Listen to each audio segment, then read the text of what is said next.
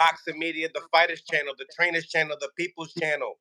And right here we got and the new WBO interim champion from Atlanta, Georgia. My man Brian Norman, I gotta salute you. Great performance. And before I say anything, you was the underdog. Hmm. And there's one thing that I like. There's two things that I like in boxing, really. One, when you make money, and one when you lose money and they prove you wrong. You know what I'm saying? Like that shit is fire. When you have like a parlay and then one fighter messes it up. And that was you, my friend, this Saturday. So salute to you, and I was actually very happy for you. I appreciate that. I know I messed up a lot of people money on Saturday. I know that for a fact. Right, right. So how does it feel? It still feels surreal. It still feel like it didn't happen yet. Every time I wake up, I check Instagram. I watch that video again. I'm like, dang, I really did that. You feel me? Like I went into his hometown, San Diego, snatched his chain, and brought it back to Georgia. That's how I look at it, pretty much. So, like I said, it's a very amazing feeling, though. Grade your performance from all your performances, that one. Compared to everything else, and that's a straight 10 out of 10. But I still look at it as always. I could have done a whole lot better, but I ain't got no complaints. All I can do is just learn from it. Take it to the gym next time I start working out again, and then get back at it. Okay. Okay. Um, as far as let's break down this fight here. Giovanni Santalin, pressure fighter. Just looking at the stare down alone, you knew you was into for a fight. Um, round one comes. What's the game plan you and your dad are coming up with, and then at the same time, it's like, what are you feeling in there? All right, so coming into it, the whole training camp, my dad wanted me to box. To make it an easy fight. We didn't think Giovanni had any legs at all, so we want go in box. Just make it an easy fight. Use my legs, my athleticism, snatch the rounds away, and just win on the decision. But I don't like I don't like the easy route. If you get what I'm saying, I like to fight. So like probably the week of the fight, I was like, listen, I know you want me to box and everything, but like, let me just go in there and fight him. I just want to fight him. And he said, well, look, you can beat him any way you want to.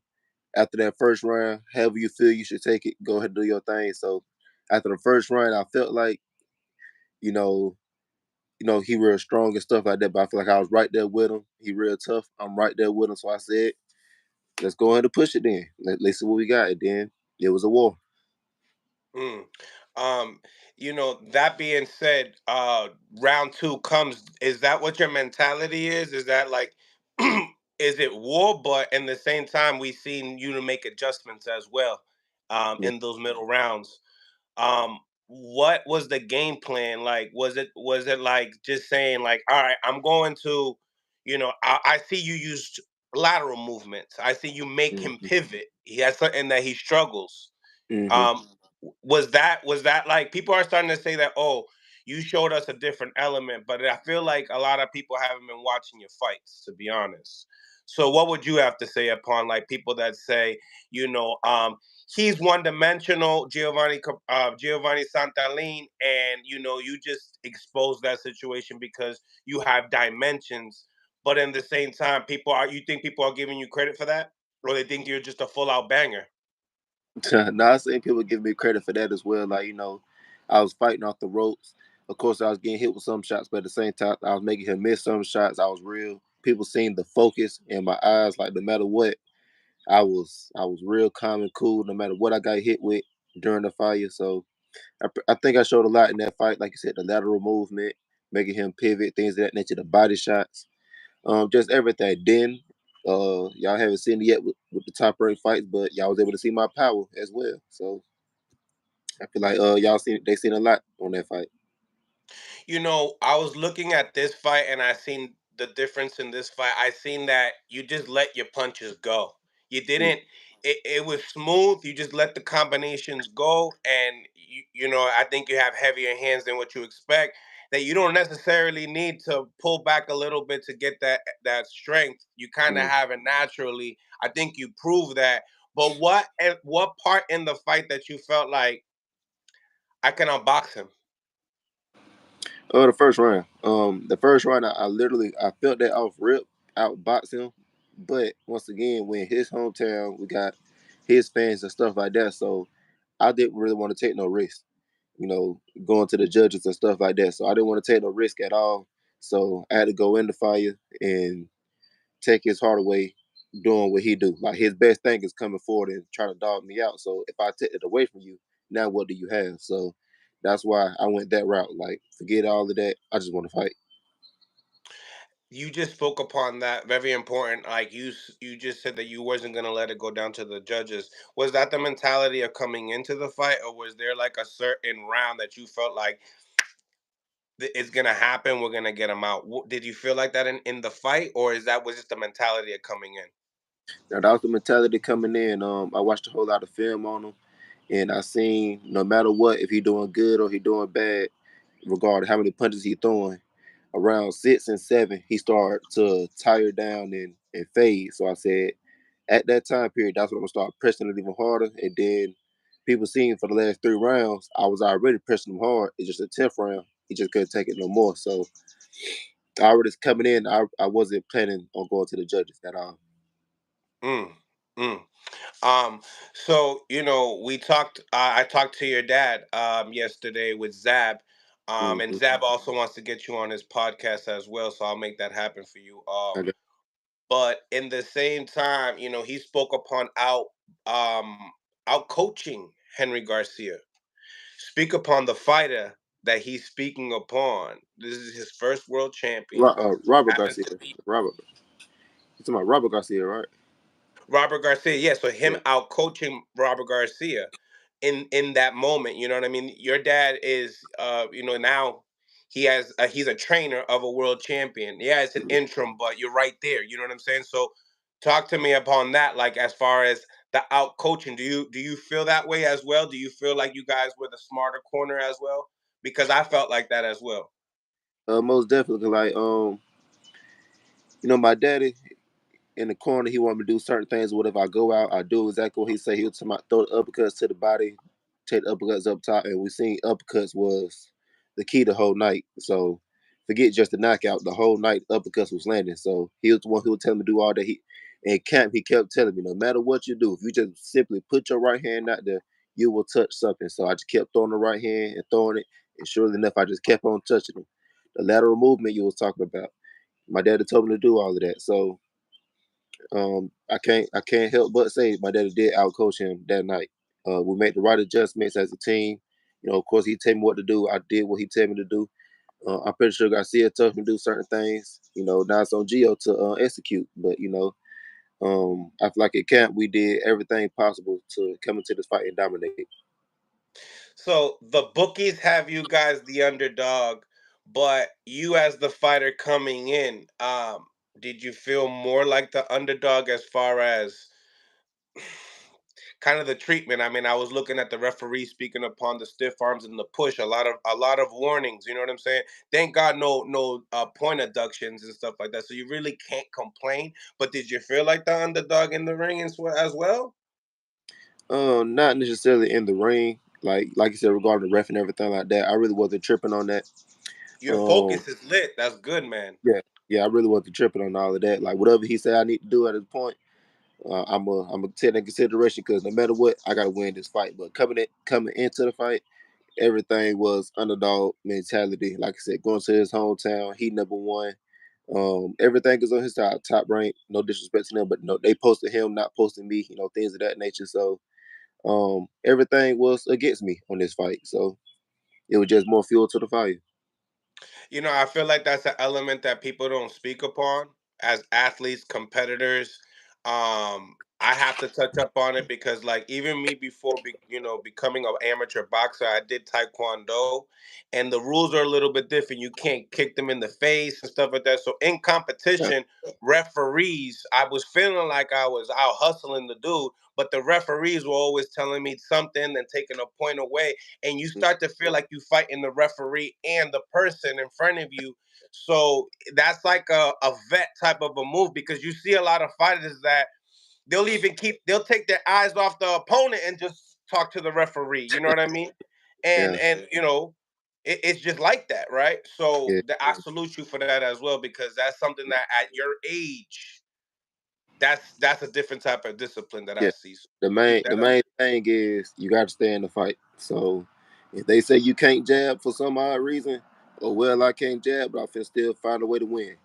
So no matter what, it's all about making your adjustment and finding a way to win with what's given in front of you. So talk to me. You've been in the ring with so many of these other guys, like and mostly the top guys out, like in the gym. But Giovanni Santalin, punching power in your eyes, where you rate the guys that you really been in there with. Do you feel like it's up there, or do you feel like because you've been with those guys and you felt that power before, that being in there with 8 ounce gloves with him, you didn't really feel those punches because I didn't really see you too hurt in the fight, and I also seen a gash in your eye, and you took that like you and Stitch and everyone in the corner. You guys handled that like vets as well. Hmm. Um, Speak upon the punching power of Giovanni Santalin and just everything that I just said. I got you, but to be real with you, during the fight, I'm gonna say he couldn't hit for nothing because I was just too focused. I was just too focused and stuff like that. But I'm gonna tell you, he does hit hard because the after effect, what I'm still feeling right now, I am hurt. Right, hear me that. Yeah, He like, yeah, I ain't eating the apple. I ain't yeah. eating steak is like, damn, let Look, me get some chicken. I got Let me punched. I got punched in the back and I didn't even feel it. When I had got back to the hotel, I had took a shower and I got a chilling though, adrenaline wore off and everything like that. Everything started hurting. So during the fight, of course, he didn't hit hard for nothing. But I guess I was too locked in. I was too focused on the mission. No matter what, I was gonna come out with that belt. And then the after effect, everything crashed in at one time. So I'm gonna say he definitely does hit hard, but I didn't feel it during the fight. All right, this is how we could detect the after effect. What was your first meal after the fight? Actually, I didn't eat that night, but in the morning I did eat some wings. They had some wings up there. I really wasn't hungry like that, but I had some wings. And then that morning I had a little breakfast burrito, some eggs and stuff like that in it. I really wasn't. I ain't pig out or nothing like that. I ain't tripping.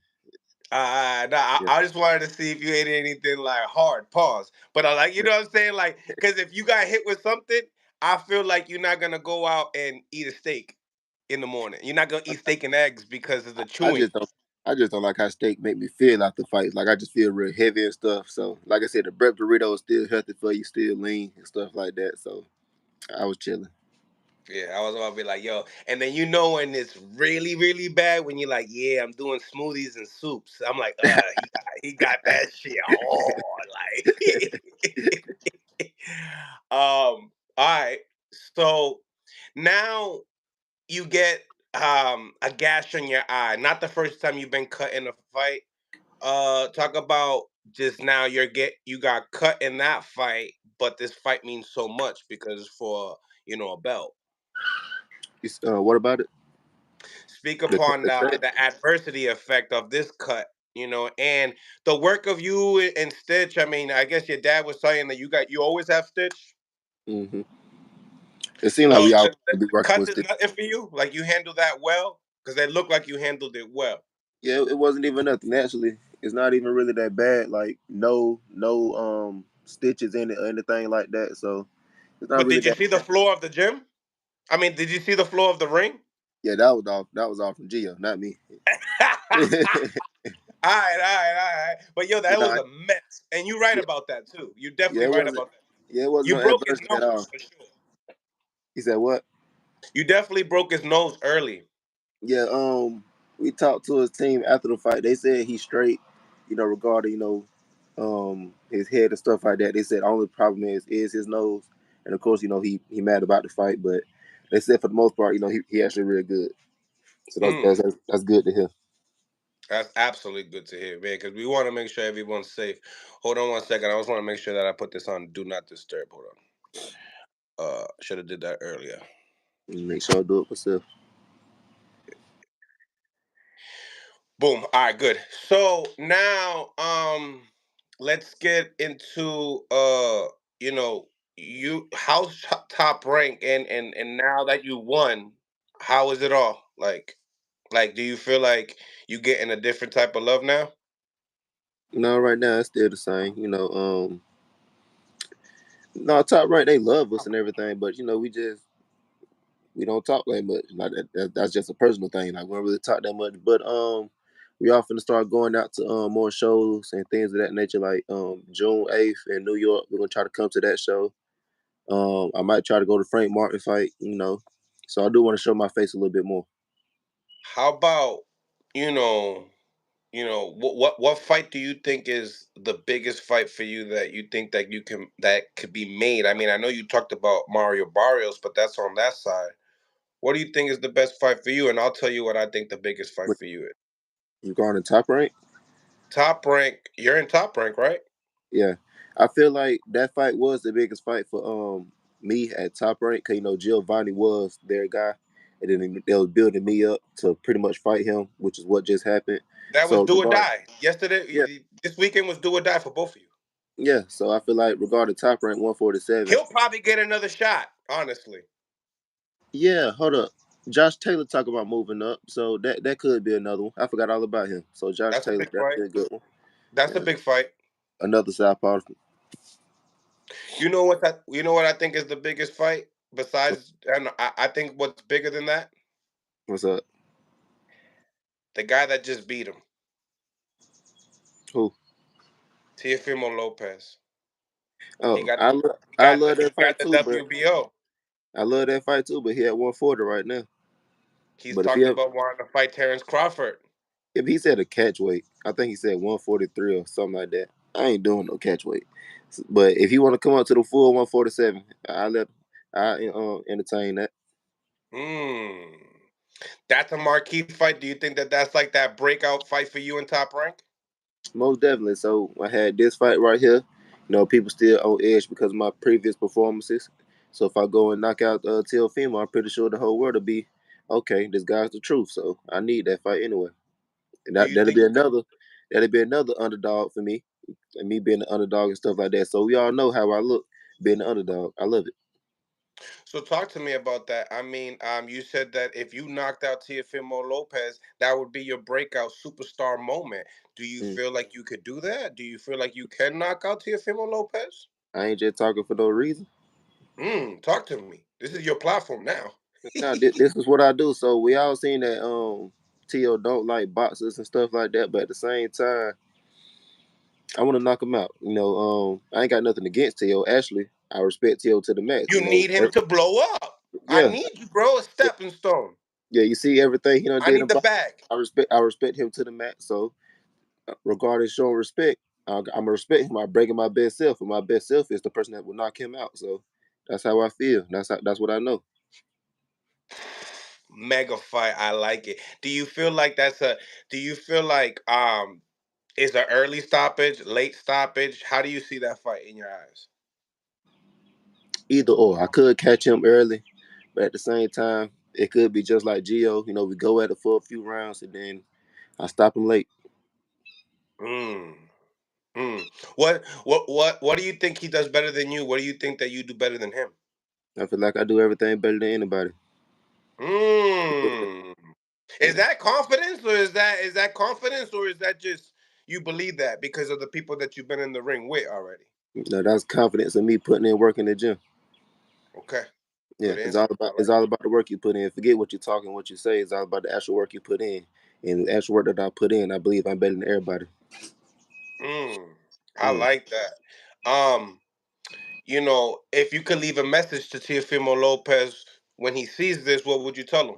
Plain and simple. Let's make it happen. You know what I'm saying? If you want to move up to 47, I think you said he already got the WBO at 140.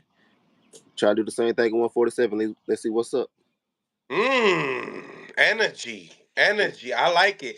That's a fight. Now, we'll see. You said you was about to pull up to different fights. Are you gonna pull up to Miami on this fight coming up? Who fight in Miami? He's fighting in Miami. They just put it out yesterday. He's fighting. I don't know this guy. Herkashish. I don't know. I I ain't don't even know. know. I don't know. I ain't even know about it. But like I said, I'm gonna try to start pulling up the all top rank fights, every single last one, if I can. Mm, mm. Well, Tio, if you checking this out, you know what I mean. Brian Norman's calling you out for sure, man. Hmm. Um, I like that. I like that fight. That's an explosive fight. He's explosive. You're explosive. One thing I gotta say, your chin is granite. You know what I mean. I know you got dropped, but it's about what you do after you get dropped. Yeah. Really. Uh, So with regard to me getting dropped, you should have seen the comments. Everybody saying I was chinny and stuff like that. I got caught with one shot. You get what I'm saying? nah, Also, it was the most perfect shot. It was me being stupid. part of the game. It's Yeah, part of the it's a game. part of the game also. So matter of fact, one of the people who got the best chance, Muhammad Ali, he got dropped plenty of times, but we still say he had the best chin out here. You feel me? So I don't even care about none of that. I know what I got going on. It was just a very great shot, very well timed. Also, me being stupid, I'm trying to lead with an overhand right with my hands down. He over here Mm. being a genius, but nah, I definitely got a chin on me. I think it would be perfect for that WBO regular title, as vacant, you know what I mean? Because, Mhm. I just think it's a perfect fight. I don't know. I'm trying to make it happen. Barbera, what's up? That's a Yeah, good one, man. Now, that could be that could be. Do you think that they would try to warm that up for a pay-per-view type of a thing? Like, do you think that they're going to, because you're so young? You know what I mean? He's young, you're young. Do you think Top Rank gonna marinate it in your eyes, or you know what I mean? You want the legacy. You know what I mean? What is it? I feel like Top Rank will probably want to, marinate on it, but I feel like Tio, um, with the heart that he got, he'll try to push it, right now. Like you seen everything he did in his career, he pretty much did it early. The undisputed stuff, Lomachenko fight, stuff like Josh Taylor fight. So I feel like, forget all of that pushing later stuff. I feel like he'll want that fight right now. So Mm. I'm going off of Tio. Let's go on and make it happen right now. Energy. So, right? They come back, they said, yo, Brian Norman, you ain't do shit yet in the sport. So then you go up and you what? You challenge Josh Taylor. Hmm. Now, if you fight him, first of all, who do you have winning that fight? Because he's fighting Catterall this weekend. So in reality, if Catterall wins, is this guy even in the picture? Or you will entertain both of them? I mean, talk to me. Who do you have winning that fight, first of all? I really didn't even watch the first fight. I heard Josh lost. Was dude a boxer? Catterall? He was a boxer or something like that. Yeah. Yeah, so I really ain't watched the fight, but I heard, he was just boxing them and working them and stuff like that. They said pretty much a boring fight, but also I heard Josh Taylor struggles to make 140, so like, he still wasn't himself and stuff like that. So I still entertain that fight as well. Mm. Mm. So, you didn't watch the first one, so I could understand that. Now, as far as watching that performance with Tio and Josh Taylor, what was your thoughts on that? I feel like that boy T.O. a bad boy. You feel me? He went out and did his thing against all odds. Matter of fact, even me coming into the fight, I was like, I don't know how he gonna win this. He a small dude. Josh Taylor was the best at 140. So I was like, I don't know. T.O. probably gonna lose this. Then he just came in and just wiped them out. Easy work. So I think the boy bad. And I think this is a good fight too because what are you like 5'8", Yeah, 5'9"? So you're not 5'8". necessarily, yeah, you're not like a big welterweight. Like these are great fights for all these guys at 140 to move up and Brian, 40's popping. So it's like for any of these guys that want to achieve legacy, moving up to you will be a stepping stone to get to that WBO title, regardless if they get yours or if they get the regular. You know. So let's get into some of these names now. Let's go with as far as Devin Haney is concerned. He was talking about fighting the guy that you wanted to fight, Mario Barrios. Hmm. Do you think that he would ever entertain a fight with Brian Norman? Yeah, just like with Tio, I got nothing but respect for Devin Haney as well. You see the same thing, pretty much the exact same thing. Taking fights early on in their career, they don't care about trying to let stuff marinate. When they want it now. So I got nothing but respect for him. So I feel like he would fight me as well, Devin Haney. So I feel like he want to come up to 47, just like Tio, just like Ryan Garcia. 'Cause I know he said he want to come up to 147. So just like all these guys, I respect all of them, but business is business, man. We got to throw down, put them dukes up, and let's see what. Let's let them hands fly. Now you spoke upon going, Tio saying that he wants to do a catch weight or something with Crawford. I think I also heard him saying he wanted to go up to 147 to do it as well to get the job done. But say Ryan Garcia is a completely different brag. Hmm. Now what does that when he tells you to go down to 143? Do you take the Ryan Garcia bag? I don't care who you is. I'm Brian Norman. I'm fighting at 147. You don't control me. And so I'm finna do my thing. You feel me? Okay, Right. I got this much money for you. I'm B. I know what I'm doing. You feel me? So I'm still finna fight at 147. Mm. Um. Talk to me as far as Mario Barrios. You called him out. Why? Because once again a very great fighter. You seen the stuff that he did in the past. Oh guys, broke his over the bone, stuff like that. So I feel like he's another very great fighter. But he also got one of the interim belts, I believe, WBC, if I'm not mistaken. But he got one of the belts as well. So my mission is to take over 147. And he was one of those guys, so I want to fight him. But somebody in the comments just reminded me, Conor Ben. You know, I would like to fight him over there in the UK, but he banned. But if we can make that fight happen in the UK in front of his fans, I would love that too. Huge, Hmm. huge, huge. I like that. I like that a lot. Um, Other names, we have here. Stanionis. You Hmm. know, What do you think about him? That's also an explosive fight. I mean, these are obviously those two fights are on that side of the Hmm. pond. What do you think about Stanionis? Who's the harder fight, him or Mario Barrios in your eyes? I feel like those fights will be real similar. It's just the fact that Barrios is a little bit taller, but I think for the most part it'd be real similar. I believe Stanionis is a little younger, so take that into consideration. But I feel like both of those would be very great fights. Where I can walk out on top. Mm, mm. I think he got so Barrios got WBC, I believe. So Stanionis got WBA. Yep, yep, Yeah, so yep. that's how I want to play it. Mm. I like it. I like it. So now, we're looking at the landscape. Say in a perfect day, Terrence Crawford and Spence stay at 47. Hmm. As a fighter, in your eyes, who do you think is like the top dog at 47, and who do you think is like, how would you rank those guys? How would you Wait, rank the top guys? Yeah. you said Spence and Crawford out of it, right? Yeah, like, and then put yourself, no, no, no, put them at 47, and then also put yourself in there as well. You know what I mean? Tell me your top five welterweights. Yeah. Like, I tell mean, me, you got and are you there? Are you there? Are you in the top five in your eyes? don't I got a belt?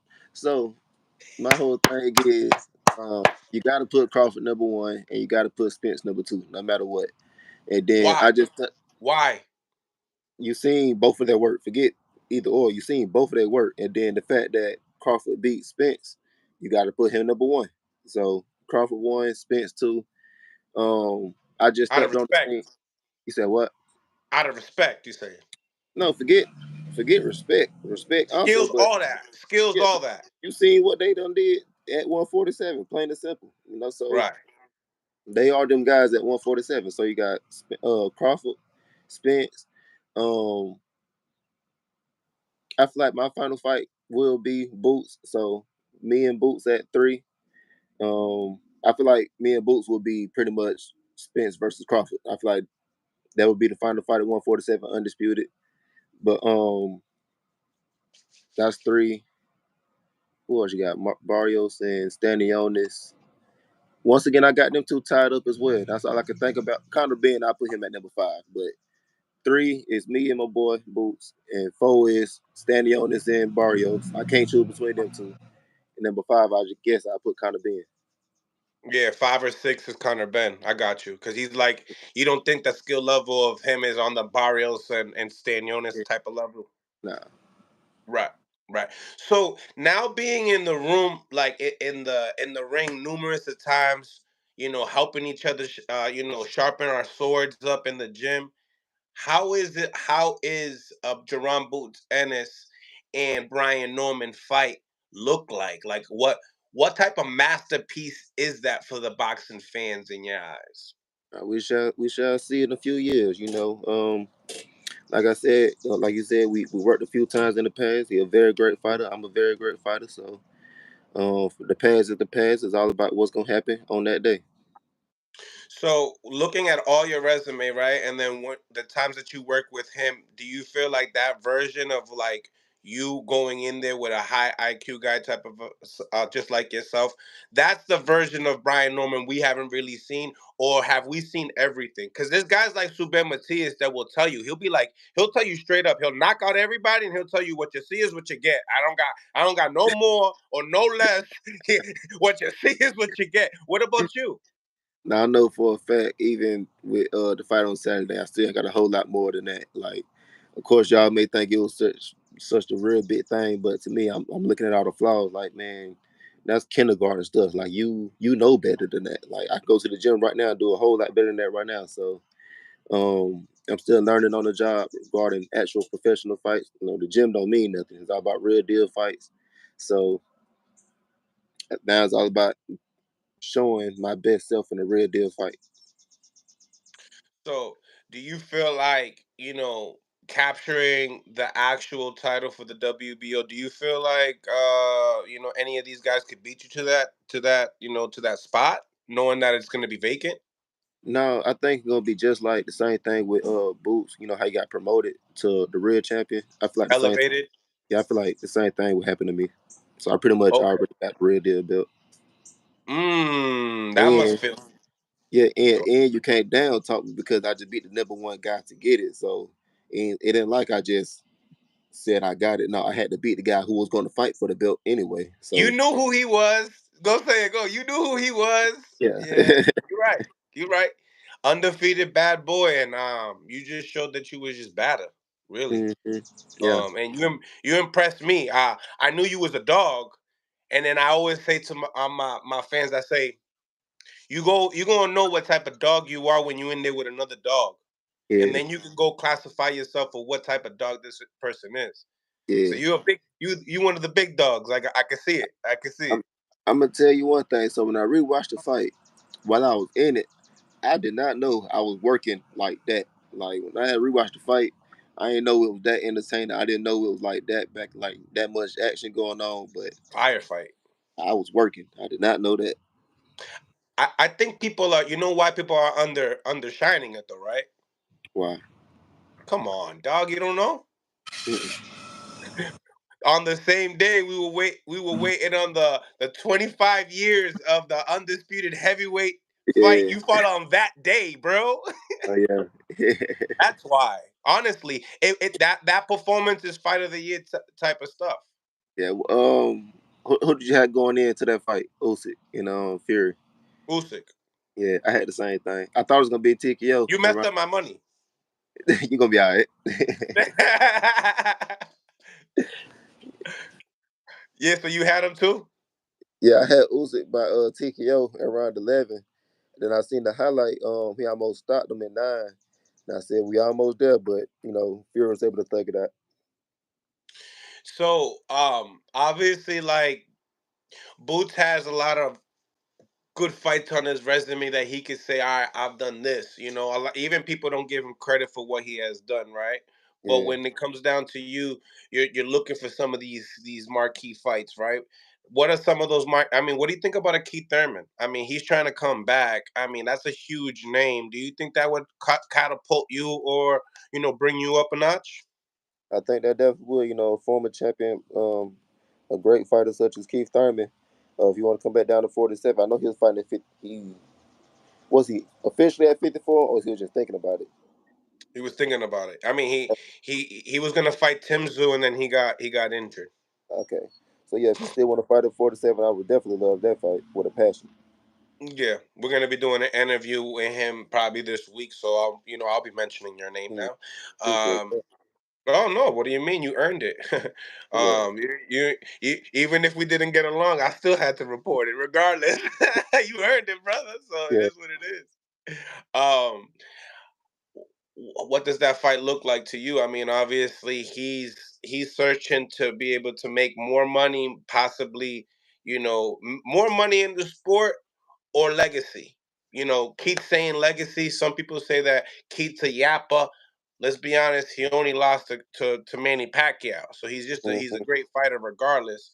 Um, what do you think? I mean, what as far as the new school coming with the old school, talk to me. How does that fight look? You saying round by round? You can do it however you want. The floor I, is yours. I feel like that once again that'd be a very great fight. I feel like in the beginning, you will see fireworks. Cause I'm the younger fighter, so of course I got to press the pace real early. Try to get him while he still got to warm up. Things of that nature. And then the fact that I am still young, I can press it the whole time. I can.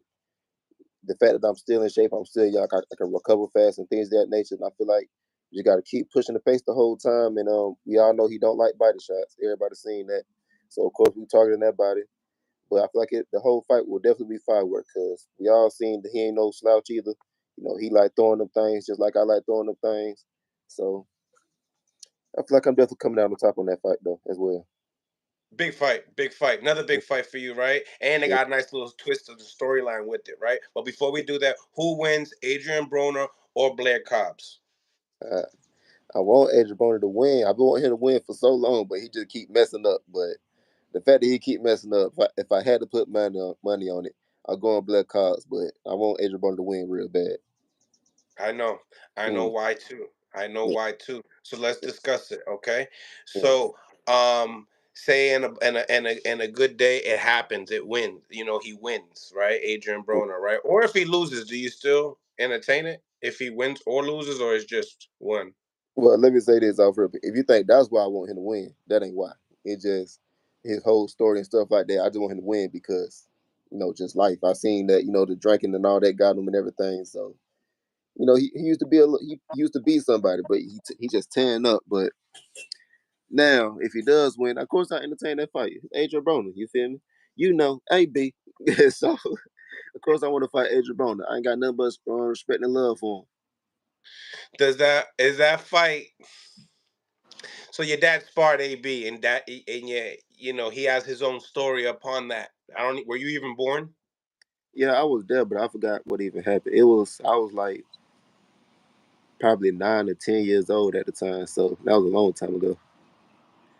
So your dad was speaking upon. AB was big back then. You know what I mean? He probably Yeah, had an entourage of probably like 25. You know what I'm saying? yeah. And it was rowdy in the gym. Your dad wasn't even a boxer at the time, I think, right? He was just coaching. Man, he was coaching me and my brother. My dad came in his work clothes with his Tim's on and everything, and then Adrian Broner just put up for some sparring. They ain't have nobody. Once again, the same mentality I got. Fuck it, let's do it. So my dad just strapped up and he got in there. Um, you know, as far as that experience as a young kid, how was that? You know what I mean? And knowing that you're here today as a champion, knowing that I don't want to say revenge or your get back or anything like that, but like Mm. just knowing that that's a possibility. Like I said, I don't even remember the sparring session, so I can't really say nothing about revenge or anything like that. But at the Yeah, end of because the we don't know day, what it was, right? We don't know what it looked like. Your dad yeah, has to talk to us more yeah, about I it. don't remember nothing. My dad can tell me anything regarding that, and I can't do nothing but just believe that. But Hmm. we're gonna just fight him, forget the history of it or whatever. It's just Adrian Broner, and I need that name on my resume. Plain and simple. Right, Yeah. right. Now, do you feel like besides the title, you think that you can become that superstar? You know what I liked was is that when I've spoken to you, you showed a humble, like Spence got like that humble side to him, and everybody likes it, right? And even Tank will have his humble side, but then they got you guys have that turn up side too. So Yeah. after winning the talking to you on interviews, I didn't get the side of you showing that you feel like you're the best after the fight. You was like you was rhyming. I was listening to you. I was like, you rhyming and everything. I'm like, okay, I like this side of him. This is how you I was become a hyped up, star. man. Hyped up. Right, right. Do you feel like is that you? What's more you, this or that? both Like, of both of them me. So like, it's always you can never be one dimensional. You feel me? So like right now, I just got done fighting. I'm chilling. I ain't mad at nobody. So what am I over here, yelling and all of that for right now? I'm chilling. And right after the fight, the whole world was against me. You know that. So I'm writing off a whole bunch of emotions. So now you finna get that side of me. But it's always more than just one side to somebody. Like you, I'm pretty I, sure you're not just one person 24/7. nah, nah. I mean, I try to. Yeah. I mean, you got a girlfriend. You guys be a little more softer, right? Yeah, yeah. I ain't gonna be mad at the world with your girl right here. Come on now. Right, It's right, three right. in the morning. It's not her fault, guys. It's not her Yeah. fault. um, right. So, touching in to, as far as some other fights, I wanted to get your thoughts on as well. You've been in the ring with Tank Davis. Obviously, he got a big fight June 15th with Frank Martin. Hmm. What you think about that fight? I feel like that is a very wonderful fight for both of them and for the sport of boxing. That's a very hard decision to make on who will win. Tank is Tank. At the same time, Frank Martin is Frank Martin. So that's a very hard decision to make. But if I had to put money on it, um, I have to go with Tank simply because he been up there longer. I guess being a champion longer and stuff like that. But at the same time, that could be his downfall. Some people get comfortable. So who knows if he is comfortable now? And then Frank Martin can take advantage of that. And we all know Frank ain't no slouch. Mm. You think the fight goes the distance? Nah, I feel like both of them too hot with each other. I feel like they're gonna want to knock each other out. Who do you lean towards? Knockout wise, I already told you. Just based off being up there longer. Tank. Just what, like the out that at that level, like with Yeah, all the people and stuff, the yeah, stage. like actual real deal. Cause Frank he on that level too, but actual real deal fight wise, we he don't got that experience. Like for example, this was just my first championship fight, so I'm not experienced up there just yet. You get what I'm saying? So I feel like Tank been up there for a little minute now. This is Frank Martin first real deal fight at that level. So, but at the same time, that could be a whole lot of fuel to his fire, Frank Martin. So who knows what'll happen? No, I noticed in the boxing game, when you guys traditionally start sparring each other, it's funny, Hmm. you guys end up fighting each other later on and stuff. Uh, we see that all the time. Do you feel like because you're a 5'8" welterweight, you've been in the ring with Tank, you think that would happen eventually one day? Now he Maybe had he touched want to become a five division. What am I bad? How many divisions? Tank he had 26, 30, 35, that 40, would be fine. five division. Yeah. Be a five division. So say he wanted to go that route and say, yo, who who do I want at welterweight to show that I'm the face of boxing? Like these guys must have forgot. After I get through, Frank, I'm gonna show you something else. You I think he doubt would? I doubt that he'll do that. The fact that he made Ryan Garcia fight at a catchweight and stuff like that, with a rehydration clause on top of it. So I don't think he'll even try to come all the way up to 47. You get what I'm saying? If he do anything, he'll try to do like a little catch weight. Once again, I told you, I ain't doing no catch weights with anybody. So yeah. So speak upon the weight. I got an interview later on with Regis Prograis. He had a situation with the weight and Devin Haney. We're gonna get more into that around like 7 o'clock. But you're a firm believer in that as far as the weight is concerned in boxing. You believe that if you had to strip down an additional 3 to 4 more pounds, it would really affect you. Most definitely. Like if it's people, all right, so right now, let's say we all chilling and stuff like that. It's easy to lose 3 pounds right now. That ain't nothing. But it's when it's your last 3 pounds, that take a lot out of you. Like you don't understand. It drains your body to the max. So like when I had told you I'm not picking out after this fight, it's the reason why. Because once you lose, Timothy Bradley said he used to blow up after fights, but when he losing it, that weight hurt. It hurt to lose all that weight, and like it ain't like you just feel good every day and stuff like that. No, the more you lose, the worse you start feeling and stuff like that. So all that losing all that weight, it definitely hurts. So it does have a big factor in fights. Mm. So I'm glad that you mentioned Timothy Bradley. Your dad and him have quite of a story. Um, but in the same time, after the fight, you guys had a moment, and it was captured on camera for quite some time. Can you speak upon the words that were being said? Now we were just showing love and respect to each other. You know what I'm saying? He said he believed them even before the fight, the one-on-one interviews. He was saying, he believed I could win this fight. He was saying this was destined for me and stuff like that. And after the fight, we were just speaking back on that. I was saying if you got anything, he can teach me anything. Just let me know. Okay, okay. Now, your dad, he was saying something about, you got better. Your dad spoke to us, me and Zab, and said that, he didn't get better. He was always like that. You know what Yeah, I mean? You people are just not watching you. What would you say? I say my dad is spot on. So like in the past, what I was trying to do is my very first fight. I don't know if you remember, it's the Argentinian dude. My first fight with Top Rank. I just went out blasting, and I gassed myself out. That ain't how I fight. I did that because Boca uh, Chica? no, his name something Coria. It was last year, January last year. I forgot his name. Something Coria. It was a Okay. southpaw guy, but Okay. I just went out blasting and stuff like that, and I gassed out the very first round. The reason why I did all that, I was trying to put on for the fans. I'm supposed to be the light skinned Mike Tyson and stuff. I'm a knockout artist and stuff like that. So I was trying to go that route. You seen that wasn't good for me, so that tore me up. I think Perez was after that. He a little short fighter. I didn't have a right hand at all in that fight, so I was just trying to box and move on him the whole time. That really had nothing to do with the fans. I just couldn't fight for real, for real. So I was just boxing, moving the whole time. I got in with Quentin Randall. He was just an awkward fighter. So no matter what, I just wasn't fully embracing myself. So I said, okay, cool. Go out there and be yourself. And then me being myself is what got me this belt. So I'm here.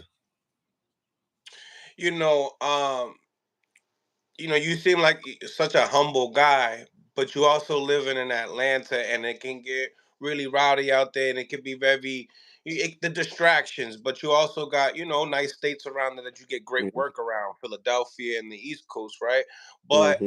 do you think of anything? Have you ever thought about a change of pace, a change of living style? Like, what do you think, or do you think that you could become that superstar in Atlanta? When's the last time you guys had one? Or Orlando, Holyfield, Yeah, Evander, Holyfield. We got Vernon Forrest. Of course, Vernon Forrest? Yeah, the Vernon biggest one Forrest. was Holyfield, but Yeah, but yeah, I was about to say Vernon Forrest don't get his just dues like that. yeah, But yeah, Holyfield, the biggest one. yeah. But I definitely stay right here in GA. I ain't really the nightlife person or anything like that. So, like you said, distraction wise, that don't really Buckhead be getting crazy. that stuff. I'm not that guy. You get what I'm saying? I be chilling. So, no, I don't think the nightlife anything like that get to me. The fast life because I don't live a fast life. I'm real deal. I be chilling and parlaying, man. That's all I do. So I think I can stay right here in GA and become a star right here. Mm. What would you spend your biggest and major purchase? What would be the biggest and major purchase for you once you get that big boy check? A whole a recovery. Which I think what is it? I think the big boy check's the next one, right? I hope so, but I want to own a recovery place. So like that's my main thing. Like I'm always working out, going crazy, crazy, crazy, just draining my body and killing myself. But I got to learn how to recover more properly. So I was doing a lot of research on stuff like that. So I want to try to own my own recovery place. You know, we can Okay, take okay. ice baths, compression therapy, whatever you may need, massages, all of that. Just a state of an art type of a thing. Mhm. Yeah, Now, as far as would be a commercial facility, or would that be a facility for just yourself? I do a commercial. You do a Yeah, commercial. yeah. Mm. Have everybody come through. So yeah, so most people be like, "Hey, my first big one, I'm gonna buy my house." So you Yeah, you say that that would be your first yeah. because And then, you want to invest right back into your career. I mean, the more money you spend, man, you got to make your money make money. So the more money you spend, the more you get back. That's how I'm supposed to be looking at it. You feel me? So, all right, let's say you get $1 million. $1 million ain't gonna last forever. It's all about how you use it. You feel me? It can go just like that if you don't, if you ain't looking at it for real. So, my daddy taught me financial stuff since a youngin. So I'm always on point. Mm. I like that. I Matter, like matter that. of fact, people asking me for this fight, what I'm finna buy. What's the next car? What's this? What's that? But I got a car. I'm chilling. My car is getting me from here to there. What else do I need? I'm chilling. But in Atlanta, do you got a horse? Because a lot of people be buying horses in Atlanta. No, but I got a boy who got one. Boy said he got one. He got a whole ranch. Okay, okay, okay. I Yeah. like it. I like it. I like it. Kendrick or Drake Kendrick. Now all day? Kendrick all day long. Now You killing it? it was even before this whole little beef happened. I ain't got no beef against Drake. I just don't like his voice. It just sounds too soft to me, and it ain't it. So what? So you It so ain't it. you you pushing Kendrick in your head. And when you training, that's what you doing. Yeah, Who all day else? long. Yeah. Who else? Webby, A Ball, MJG, Scarface, my boy Devin the Dude. I'm an old head for real, for real. UGK, all of them guys. Mm, Yeah. mm. Um, childhood crush Alicia Keys. It's not a crush, it's a lifestyle. We've is been a married for lifestyle. we've been married for a minute now. Yo, Swiss Beats gonna be like, yeah, alright. No, he got to see me, man. What would you have to tell the fans that are watching that they don't know about you? Like what could you tell the people that they don't know about you? The ones that don't know about you. I really ain't got nothing to say. Words don't mean nothing. It's all about action. So just keep on watching. You see in the interviews, I got more than just a little dull personality. So just watch me work. That's all I got to say. Favorite fighter? All time. Yeah. Mm, I'm about to go Roy. I'm about to go Roy Jones. But for this fight, I got a whole lot of favorite fighters. I'm gonna have to go Roy Jones and Mike Tyson. They tied up number one. But you got James Tony, Mike McCollum, Jerry McClellan, a whole bunch of guys. Larry Holmes in the jab. It's a whole bunch of Who do you guys I watch watch. that you put into your game? That you really watch that you put into your game? Everybody I just named, and then some. Terry Norris, Mildred Taylor, Sugar Ray Leonard, Ann Robinson, Mosley, a whole bunch of Floyd. I watch a whole bunch of Floyd too. I always forget to mention his name, but a whole bunch of Floyd Mayweather. So it's a whole lot of guys I watch. Salvador What do you? Sanchez. I'm a boxing historian. Oh, okay. What do you think about Bob Arum then? Once again, he started on top rank with Muhammad Ali. So um, I feel like he is a big staple and a big pillar in boxing. You feel me? So I respect him with the utmost. He can't do no wrong. Mm. Who do you think is the baddest guy at 140 pounds? 140. Um, be real with you, I don't really know them folks. You better get to know them if they want to go up. They You better better keep get an better get to eye. know me. Sometimes you know what they say. Once you get that belt, you become the hunted. That's what they say. Yeah. So once again, they better get to know me because I'm still training on being better at myself. So forget them folks. I'm being me. Right, right. Um, who's the baddest man at 135 pounds? You think?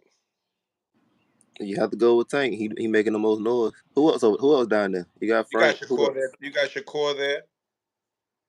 That's it. Shakur, Tank, and Frank. You got Keyshawn Davis. I forgot about him too. I feel like he. I feel like not yet. I feel like he's still on the up and up and stuff like that. So not just yet with him, but I feel like one day he will be the best at 135. Yeah, that's what I'm saying. It's like, like he's calling out Teal's name, but it's like in reality, it's like, look what Teal could be doing. He could be fighting you for a belt. You know what I mean? Yeah, So yeah. I can see what you're saying, though. I could definitely see. Um, what about as far as what would you want to see in your life change when it comes to boxing? What would you like? As far as the biggest change in your life. I just want my respect. That's all I want. Like, all I want is my respect. I don't care about being liked or disliked, but you gonna respect me. This is gonna be a question that I'm gonna ask you probably next year again.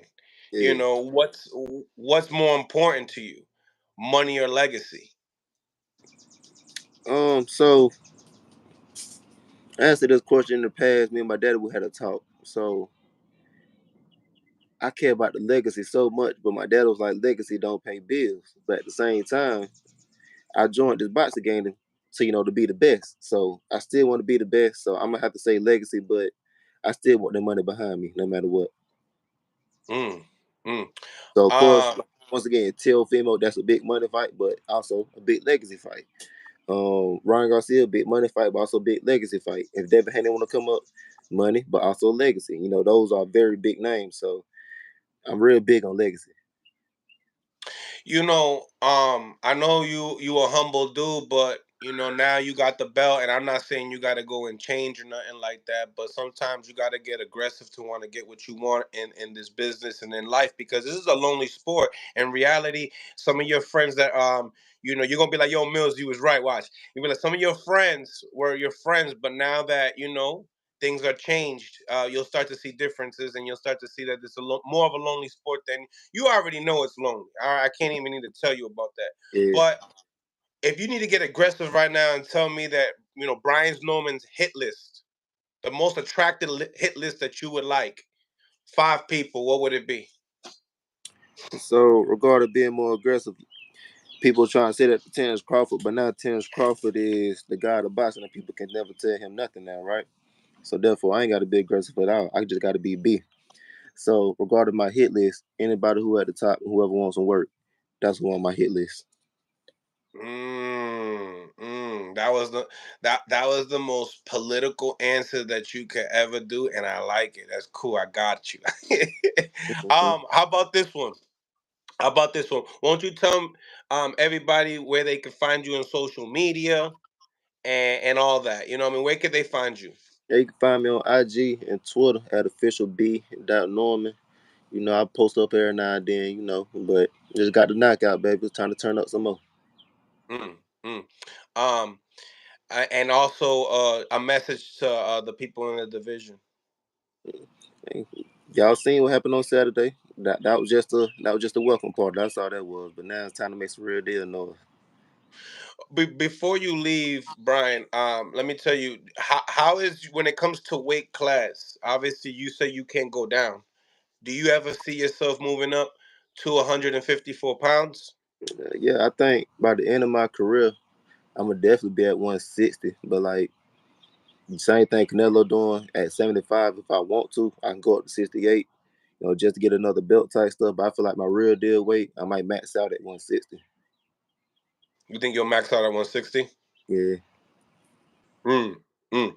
And you obviously you said that you know Boo Tennis is your Terrence Crawford and Spence fight, correct? Yeah, I feel like that will be the biggest fight at 147.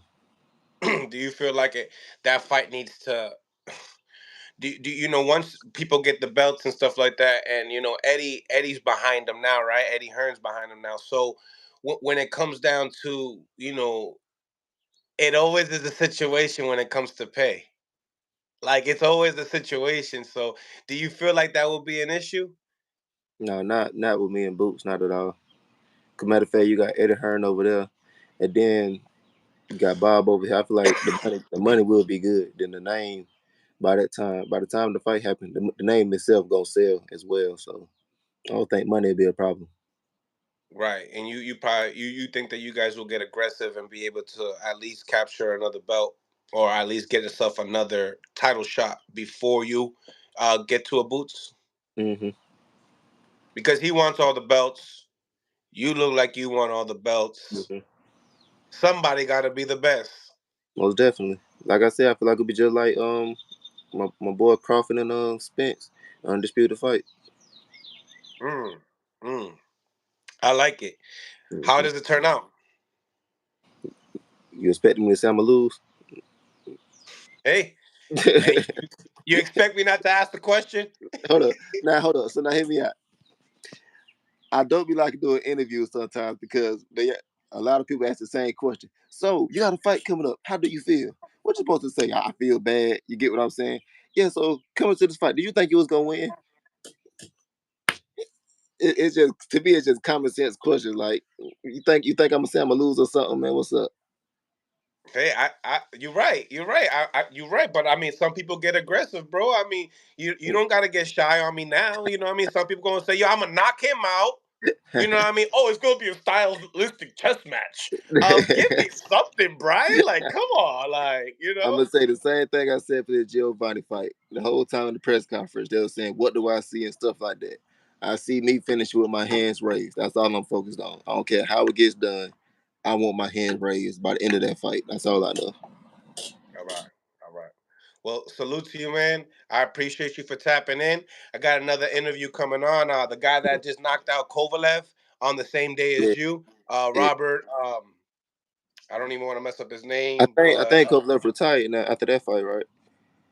Safari. Yeah, what? I think they said Kovalev retired after he got knocked out just then. Yeah, he should. He should. Yeah, He should. yeah. Well, much respect to you, my brother. Thank you for tapping in. And for the next one, I got you, boss. Appreciate you. no man, all day, every day. Once you get your new fight date, we'll double back. I got you, boss. All right, bro. Salute. God bless. Smash the like button, ladies and gentlemen. If you was feeling that interview, I got another interview right here. The guy that knocked out Kovalev. Let me tell him to get on right now. Hold on 1 second. Stay down there. Smash the like button to improve the visibility of the show, please.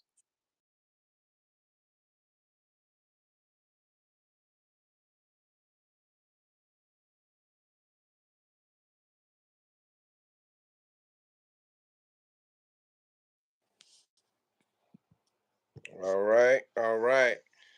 Talk to me nice, ladies and gentlemen. Talk to me nice. Let's get into a poll while we wait for our next guest.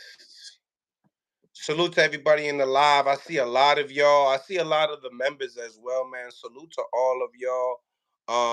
We got HLD in the building. What's going on? Another member of Mill City Boxing. Bang Bang Boogie in the building. What's going on? Bang Bang Boogie in the building. Salute to Jackie Hernandez also in the building. Salute to all the members of Mill City Boxing. Salute to y'all. Salute to y'all.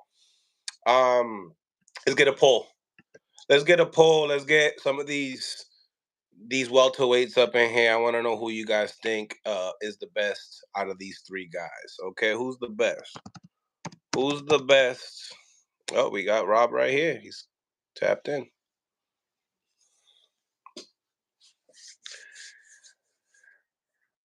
Salute, salute, champ. How are you? How are you? I'm good, I G. How you can't. doing? You have bad signal. Hold on. You got the light? Are you driving? Nah, I'm in the Oh, car though, but I'm not okay, cool. driving. Turn on the light so people can see you, man. We can't see you. You got it? Word. So we'll salute my man. This is my man Rob. He just knocked out Kovalev. Salute. A lot of people, they thought that, yo, where did Mills come from? Because I just started my YouTube channel, Rob, but they don't know that I put in work on Instagram as well. And you were one of the guys that I first started, right? So now I knew about you for a minute. I put my money on you. You know what I mean? Brian Norman messed it up, but it's okay. But talk to me, tell everybody about yourself, and talk about that big win against the Crusher, bro. Yeah, yeah. What can I say, bro? Yeah, Robin so far. I live in Las Vegas. I've been there for like 6 years. I'm originally from Stockholm, Sweden. My father is from Middle East. We Kurds from Iraq. My mom is Swedish, and yeah, I just beat the dog piss out of Kovalev. I don't know what to tell you, bro. Um, well, you knocked him out, and he said that he retired after. Was Yeah, that the yeah. plan? Was that the plan to knock him out and retire him? Did you feel like this is has anything changed? I mean, talk to me. I mean, the plan was to beat him, yeah, of course, but I mean, nothing has really changed after this. I mean, I just feel like more people know who I am, but I'm still the same guy, and I won't change for nothing, bro. So nothing has really changed, bro. Just the same old Rob, bro. Um, how do you feel? And obviously this is the biggest guy on your resume right now, right? As far as name is concerned. Oh,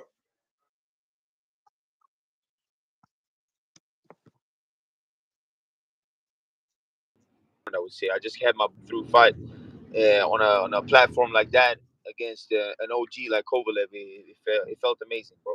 So I feel great, bro. I feel great. Um, moving forward, did this elevate your rankings? Anything when it comes down to this win? Uh, you said what, the rankings? Yeah, did this win elevate you by any means? Yeah, yeah. I think WBO, WBA was supposed to put me at number 5, and I don't know what the other belts would put me as, but we will see, bro.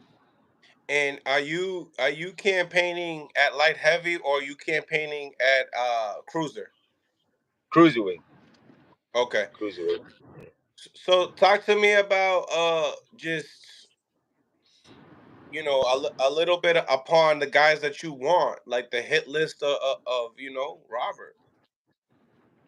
You said what? Say it again. What's your hit list? I mean, now that this is your breakout moment, I mean, who you looking at right now in the division? Bro, I'm not a guy like that, bro. I don't really like to call out people. The only thing I can tell you is that I definitely want to be a world champion. So it don't really matter who I'm fighting. I just want to be a world champion, bro. So whoever it is, that they put in front of me, let's bang. That's it.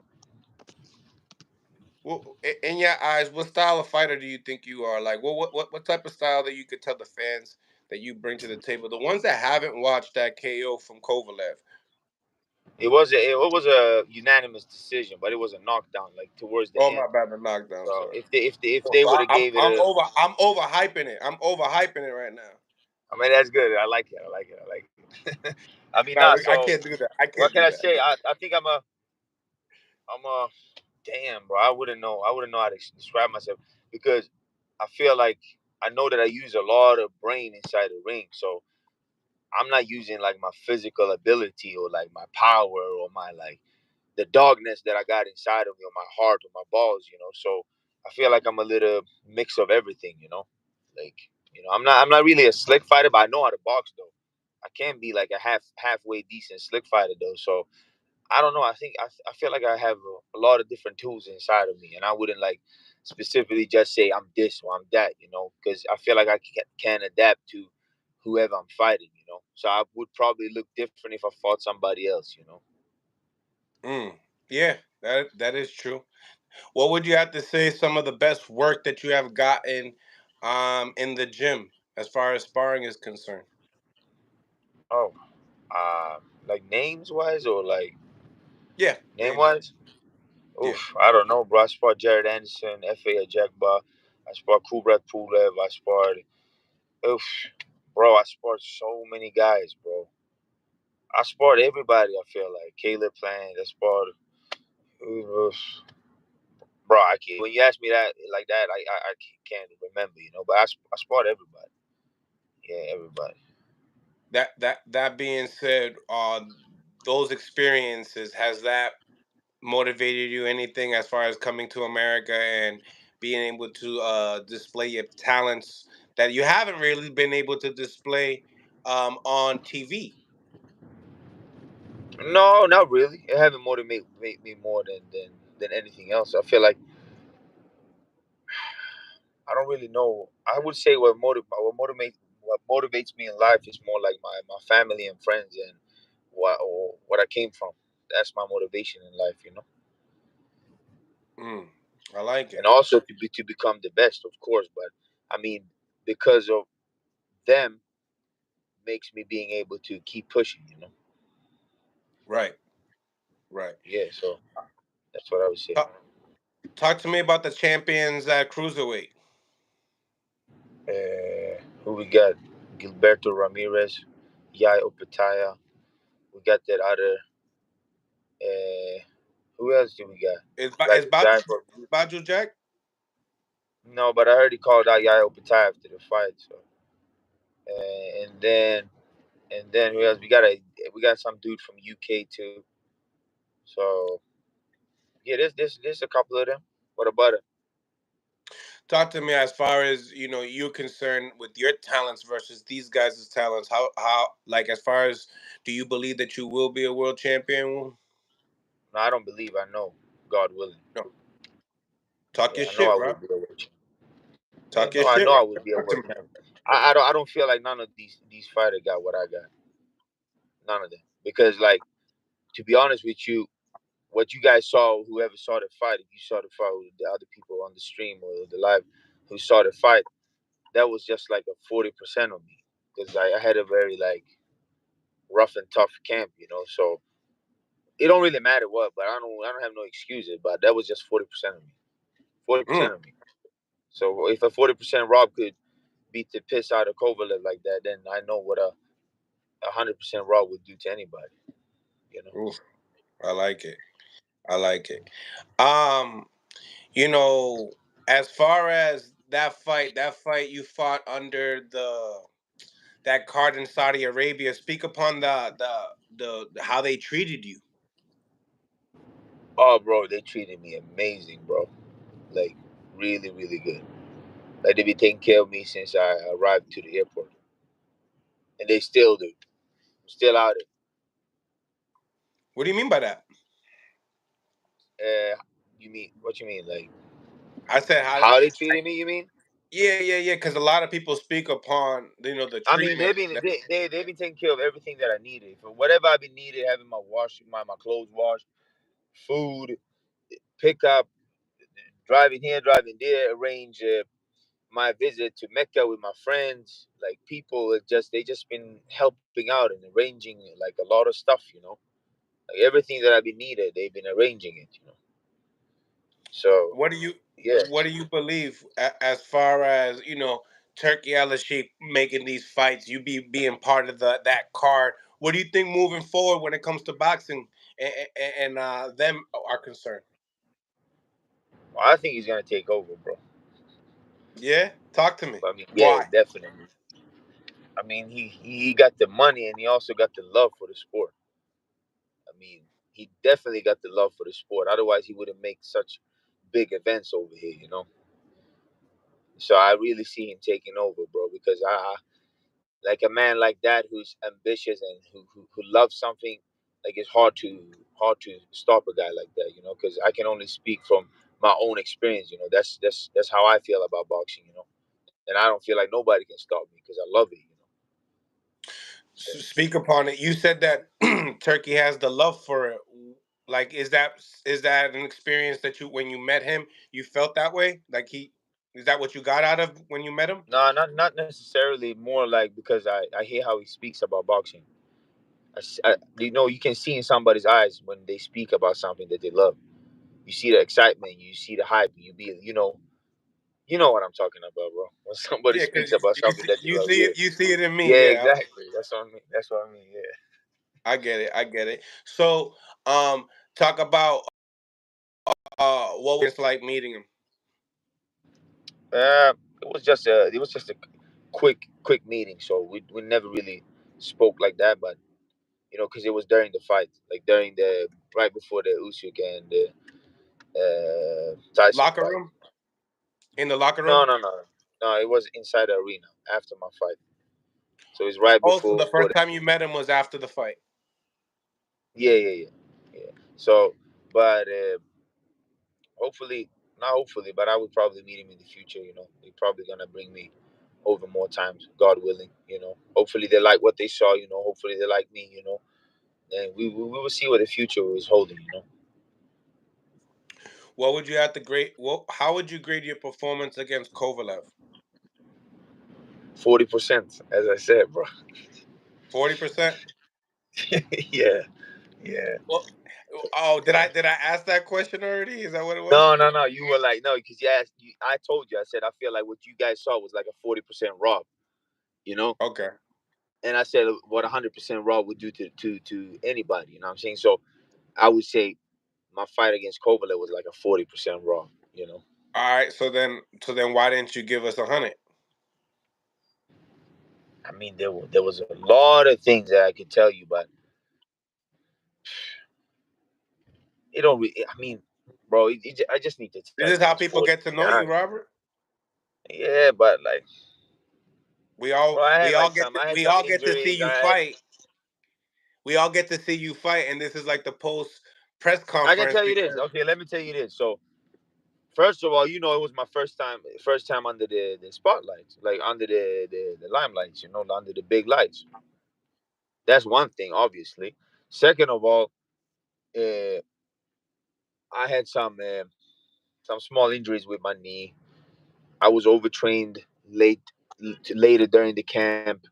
So there was just a bunch of stuff, and also they had that reha the what do you call it? rehydration Like clause.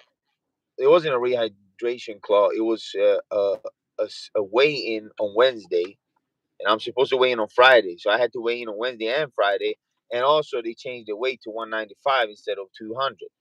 So just like small stuff, just small shit, bro. Nothing that I could really like complain about, but it was a lot of stuff that made it to like one big thing. Let's say that for you like that. for you to be able to give us only 40%. I get it. I get it. Yeah. I get it. I could have done differently in the fight. Let's pump over there, bro. So Yeah, I that could have was my done next differently thing. in Is the like, do fight. you feel like you could have gotten hit less? Do you feel like you could have shown us a little bit more, other than those, the things you Yeah. had to So deal with as far as adversity is wise? yeah, I could have because it was the first time I ever wear Grant's gloves, right? I never wore that small gloves before, and I didn't really know that I didn't need to hit hard. Like I didn't need to like put some oomph into the shots. I could have just picked the shots and just threw them out there. But I was trying to hurt him sometimes. So I didn't really need to step on the gas a lot. I could have just like flicked my shots more, and that would have made me being able to uh, find like a rhythm where I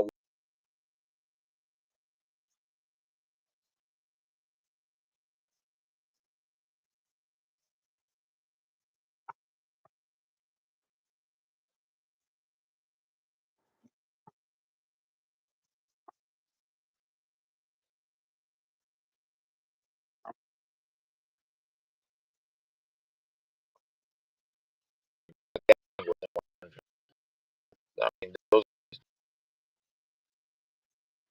small stuff. But yeah, that's it. I like it. I like it. What's the as far as the fights that are coming up? What is your favorite fight that you're looking forward to? Oh, Cody Crowley versus John Ennis for Really, sure. talk to me. Why? Uh, first of all, first of all, Cody Crowley is a team member of our team. He trains with the same trainer as me. Hmm. But I also like it because he's such an underdog in that fight, and I know that he can make noise in that fight. You think he can make noise in So that that's why fight? I like it. Oh yeah, for sure. I mean, look, everything depends on which. Boom, got me. Salute to everybody in the chat. It was getting good. Smash that like button, ladies and gentlemen. Smash the like button. Get into the polls as well. Rob, we just lost some connection, but he'll be back. Who's the best at 147 pounds? Yes, I left out Boots because I'm starting up a new poll after that once we get these votes up, okay? So get into the poll, guys. Who is the best out of the three? that we mentioned, Stanionis, Barrios, and Norman. We back. Yeah, sorry. No, I said it, to me it depends on who's having their day that night on fight night. I feel like if Cody has his day, he's gonna do good, and if Boots has his day, he's gonna do great. So I feel like it's like a 50-50 fight. So that's why I'm looking. I'm excited for that fight because people are Mm. overlooking. People are just like looking down on Cody and think it's gonna be like a walk in the park for Boots, but I don't believe that. I don't believe that. You think that fight goes the distance? Oh yeah, it should go the distance. Yeah. Yeah. I don't see.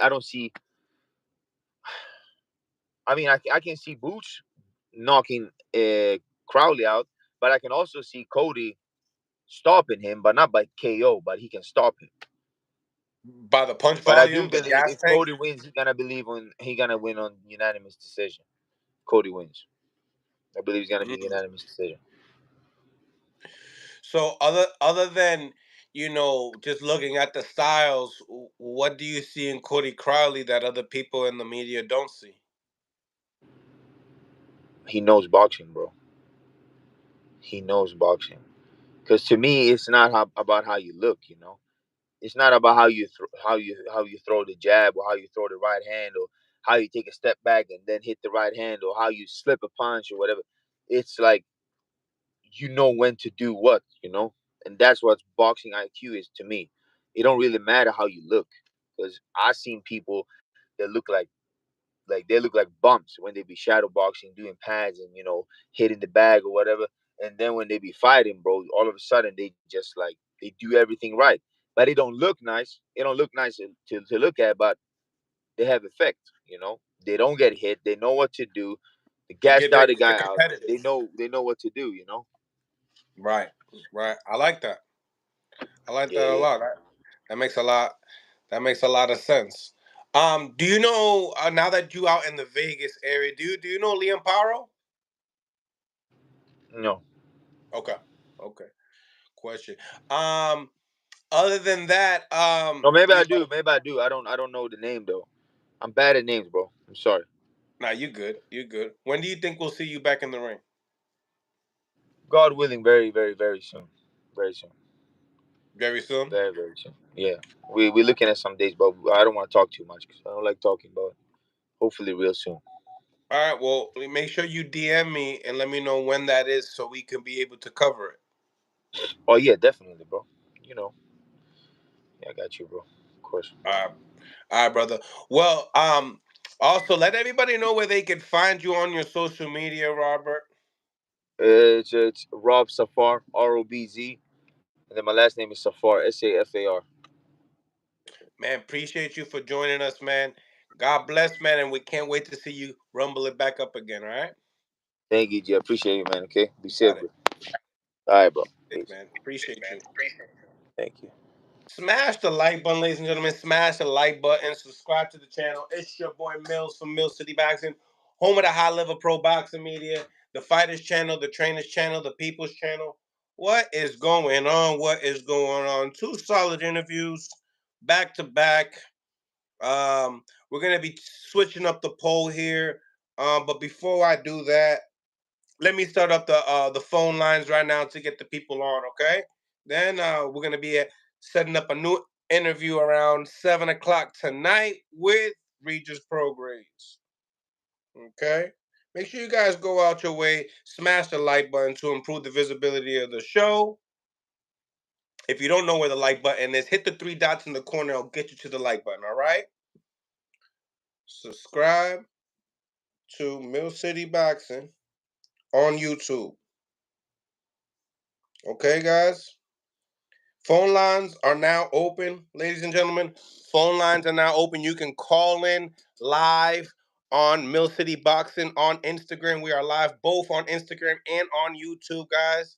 So make sure you guys go out your way. If you guys want to talk to your boy, go out your way to the YouTube channel, to the Instagram, and call in live. Press join. Salute, salute. Baltimore in the building. What's going on? Salute, salute. Smash the like button. We're going to change the poll up right here, but let's read the poll and let's see what our results are, okay? So we're here. Our question is, who's the best fighter at 147 pounds? but I only mentioned 3 fighters because we're gonna start up a new one. Okay, so who's the best fighter at 147 pounds with these?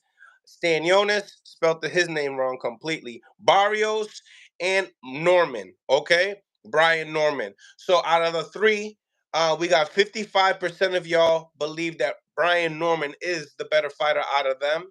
So we're gonna start up a new poll, and obviously we're gonna add Jerome Boutennis on this one. And I really need to get people's thoughts on it. You know what I mean? I really do. So I need the people to speak up. All right. Got some callers coming in. Salute to everybody as well. Get into the poll. I'm about to end this poll, start up the new one, okay? Because in reality, it is the truth what Brian Norman said. We got Hamza in the building. Hamza in La Casa. What's going on, Hamza? What's on your mind, baby? Congratulations on your new look, homeboy. What's cracking? Appreciate you, my brother. Appreciate you. Nah, man, grinding. You feel me? Grinding out here. Man, it's coming along. I've been dealing with a couple things, man. Been off and on, you know what I mean? So I'm here for a quick one, man. What's good, bro? Well, we did two solid interviews. We went going into the new WBO interim champion at 147 pounds, Brian Norman. We just had him on. I want to give Brian Norman a congratulations for slumping my bull. I had Giovanni that night, and he came through like a cannonball. Absolutely. What you think about the bull at 147 pounds? The first guy he called out after the media was Barrios. What does he do with Barrios in your eyes? I think he can beat Barrios, bro.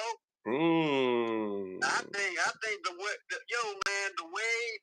he dismantled Giovanni, a lot of them cats are in trouble. The one that I pull for him and Stanionis will be a humdinger. That would be a good fight. I like that fight. I like a Stanionis fight. That'll be a straight humdinger for real. They ain't going nowhere. I like that fight. Who wins that fight in your eyes? Wow, man. Right now, I'm gonna pull one of your Jones up. I wait to the weigh-in, nigga. Shit. I hear you. I'm gonna be real with you. I like Stanionis, and I talked to him about Brian Norman and that fight. I'll actually be posting the video today. Matter of fact. Because I gotta look more. I gotta check the bull more out. You know what I mean? I seen cuts of the fight, and man, he chopped the bull up, man, beat him up, man, and crushed him. He crushed Giovanni Papa in San Diego. So I wonder how your San Diego bull feeling right now. Nah, he loving it. He happy. He happy as hell because Giovanni. Did Giovanni? I guess he dissed. Well, he was happy because he used to work with Giovanni. He used to train Giovanni, so he was mad that Robert Garcia took him and stole the bull. They stole the bull for him, so he was actually happy. Honest to truth, wow. Yeah. Nah, man, I hope Giovanni get back, man, but that was a pounding. It's gonna take a minute. Lots of bloodshed, man. I was talking about both eyes, man. I think he broke the bull nose and oh, absolutely. And then he smashed him. But they was getting money for a minute. It was going back and forth. The young boy was too strong, man. Strong. Very strong. Strong. That's the word you can use for the bull. And he was hitting them with some nice shots, man. Vicious shots. Yeah, man. He couldn't keep him off. He was trying to get close. That wasn't his night, nigga. You came in ready, but he disarmed him. Right. So, talking to Brian Norman, he says that, the big fight for him, his Terrence Crawford and Errol Spence fight is Jerome Boutennis. And the poll, what we have here, we have a poll here, right? Who wins this fight? Jerome Boutennis or Brian Norman? We have 3 votes. 100. See, this is what I'm going to tell you, Mike. Talk to me. He sparred him. He believes in himself. That's cool. That nigga spar, man. I'm trying to tell the world right now. Talk to me. I'm going to tell you the world, if y'all ain't believers, y'all will be real soon. Boots Ennis es una bestia. La bestia. He's Papa is a different bull. He's a different bull? Different bull. He's a different bull, huh? I mean, you know, the only way to know is, I'm hearing, Bozy and the daddy and the family and all that. Talk to me. The money right. That fight get made. You know who I'm going with. How's it go down, though? I go down, somebody getting launched, nigga, to where he from, Atlanta? He from Atlanta. He going right back to Atlanta, nigga, like in orbit. You don't think he got the punching power to hurt Ennis, though? He might, if he lands some shot, anybody can get hurt in this game. Let's not get it twisted. So what you saying, Brian Norman got a puncher's chance? Papa, if he land, I don't know about if he gonna knock him down, knock him out, all that. Papa, can he receive what Ennis is gonna bring to the table in a real fight with 8 ounces on? This ain't 16 ounces. This ain't 18 ounces. These are 8-ounce gloves. Nigga, 10-ounce gloves. I don't know what they got. I don't think they sparring with 16s over there in Bozy's. Yeah, I think they got 16, Papa. You sure? Yeah, they got to be sparring with at least 16-ounce gloves, man. I be hearing they be putting people on pockets. I was thinking it was like 14s, but maybe, who knows? 14, 16 ounce. If he put niggas in pockets with 16 ounce, imagine 8-ounce gloves. No, that's an obvious. But you know. Imagine 8-ounce gloves, Papa. Oh, Lord. No, I hear you. Shoot. I mean, who you got? Who you picking? I know one thing. If I ever had to spar Jerron Boots Ennis, there better be a 40-ounce glove somewhere. That's what I'm telling you. They better make... If they don't make them, then they're going to have to make a special order for me. You know what I'm saying? And I'll be like, oh, that guy right there got to wear those right there, the 40 ounces. Matter of fact, make them 42. Do me a favor. The Papa, that is a different story when it's reality, man. Yo, Coqui says, mira, he says, Staniones sleeps Norman. Diablo. Staniones, Papa, ain't nothing to play with. Diablo, that's... Ooh. How old? He a young boy, too, man. He's 23 years old, dog. 23, and he ain't even get into his grown man joint yet. Yo, and with 42s, he probably still stopped me. 42? With the 42 jaws and shit. Feel me? Yo, I tell you what, man, it'll be real. That's gonna be what they like back in the day. They used to say a phone booth brawl. If you thought Giovanni and him were going at it, this one is gonna be more intense. Like that, huh? Yeah, Papa. Joel Vasquez, thank you for the $2. Yo, Mill, what you think? Matchroom signing 2 Ricans.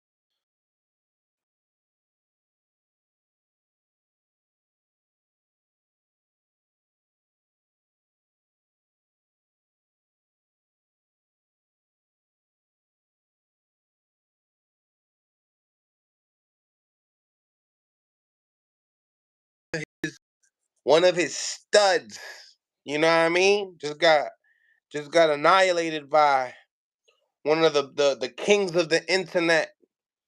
You know what I mean? So I think right now, Eddie, he actually has a couple eggs in his basket. He didn't just put one, you feel me? So I think Eddie, él eres la bestia, pa. Eddie trying to do some things with Turkey too. Man, oh man. I'm trying to tell you, they cooking, brother. They cooking. Man, oh man. All I'm gonna say now, this is what I'm gonna say about the two Ricans, because I gotta keep it funky, all right? And I know Edgar's gonna come on here and we're gonna talk, but I'm gonna say what I'm gonna say, and y'all gonna be like, "Yo, Mills, you talking about Edgar Berlanga?" So check it. This is how I feel about the situation. All right, I think that because they're talking about how do I feel about two Puerto Ricans that just got signed to Eddie. So me answering that super chat, Joel, I got you. How I feel about it, I think is lit. But I think what Eddie did was he signed Edgar to see if he could make some money with Edgar with the Canelo. You know what I mean? So I think signing Eddie signing Edgar was to make money with Edgar for a short period of time. And maybe a longer time, who knows, maybe, I don't know. I don't know how long, fighting at that top level for Edgar, I don't know how long it's going to last. And I don't know how the support system is he going to get if taking, the 3 to 4 losses. Miguel Cotto and Trinidad, they could take those losses and still be a draw. He hasn't accomplished anything in the sport. So when you jump into a Canelo fight, yeah, you got the bag and you put your stardom up or low depending on your performance. But that's how I feel about Edgar, okay? Now, Subriel, el Goyo del Martelnillo. El orgullo de Martinillo, Puerto Rico. The Puerto Rican Terminator. Terminator. I got excited. That Puerto Rican with the blonde mohawk. The one from Fajardo, Puerto Rico. Listen, that signing was, oh my God. That was a hell of a. Him and Jaron Ennis was, salute to Edgar. Pero the Jaron Ennis and the Subriel Matias signing was all in 1 month. I believe, whoa. That was like, we made 2 decisions great in 1 month. Hold that. Chess moves, baby. Chess moves, baby. You know what I mean? Eddie playing chess with these cats. I think Eddie got a superstar. I think Eddie got a future superstar in his hands. I believe that Subriel Matias is a guy that he could take a few losses and people will still want to see him fight. All the time. All the time. The only way people will start. I ain't gonna put them losses on him yet, Papa. We gotta wait, Papa. No. I'm not. Listen. I ain't even gonna jinx my bull like We don't. This is boxing. This is boxing. Yeah, no doubt. This is boxing, and I'm here predicting. This is after he done beat Keo and them boys. Then we might can take an L. Excuse me. That's a beautiful one too, and we got to get into that too because we have to talk about Brian Norman and Teofimo Lopez fight. I think that's a fight that's a banger. I think that's a fight that if Teo says that he wants to go and elevate and go up a division to fight Brian Norman, and that's a great fight. Even the size, pause, but these guys are around the same size. That kid can crack, Papa. The boy could crack. The boy got chin insurance. The boy got a lot of different things, and he showed different elements. This weekend. Hasn't stopped nobody at 140, right? Papa, he hasn't stopped nobody. No, I think he stopped Pedro Campas. He stopped him. He better worry about Claggett. New caller coming in. What's going on, Marty? Manager Marty. Mill City Boxing, what it do, brother? What's up with you? Big Zab. What's going on, Zab? My brother Zab here. I don't see him. I thought that was Zab Fisher. That's not Zab? Zab Judah? Yeah, I thought that was Zab. Nah, not yet. You gotta say Devin Haney 3 times. I have to say If you say Devin Haney 3 times, he normally appears. I see what's going on. Devin Haney, World champion. Give him a minute. Give him a second. Give him a second. Salute to you jumping on the panel, man. So talk to me, man. We talking some boxing or what's on your mind? Well, I'm outside. That's what we say in Philly. We outside. So I'm outside. Salute to you. Salute to my brother Zab. Zab probably don't remember seeing me recently. I was honored and privileged to ring announce in Philly at the Leah Chorus, and then I invited Zab Judah and Danny Garcia to come in the ring so that the people can show them love. You know what I mean? So it's always good to see Zab. Talk about that moment, because Zab don't talk about it. He don't like to get all sentimental and stuff like that. But talk to us. How did you feel about that situation? Well, it was awesome. I mean, I went to Zab in between the rounds, and I asked for his permission first because I think he was working on the headset, and I didn't want to distract him. And so I said, Zab, is it cool if I introduce you into the ring with Danny Garcia? And he said, yeah. And the great thing about it was Zab is the one. I know people will give me credit for remembering, but Zab is the actual one, and he should get the credit for telling me that the event was on the same exact day. I think it was 11 years ago on that day. Now, I knew it was 11 years ago, but I just didn't remember the month and day. But Zab gets all the credit for letting me know that event, that day, was the same day 11 years ago that him and Danny Garcia fought at the Barclays Center. So to be in Philly, in Danny Garcia's hometown, my hometown, for Danny Garcia to be there, for the great legend Hall of Famer Zab to be there, and to bring both of those guys in the ring, it was really special because for me, that was my first professional event that I ring announced. I did it in the amateurs several times as I'd taken my USA Boxing official judge and referee hat off, and I started to get my feet wet with ring announcing. But the great thing about it was standing next to Danny and Zab at the same time, I think it was more monumental for me, my first time ring announcing, because during the time that they fought, I was actually going through a divorce in my life. And I was going through some really rough times. And I watched that fight, and I was by myself watching that fight. And it was just so great. It made everything bad disappear for you for that moment.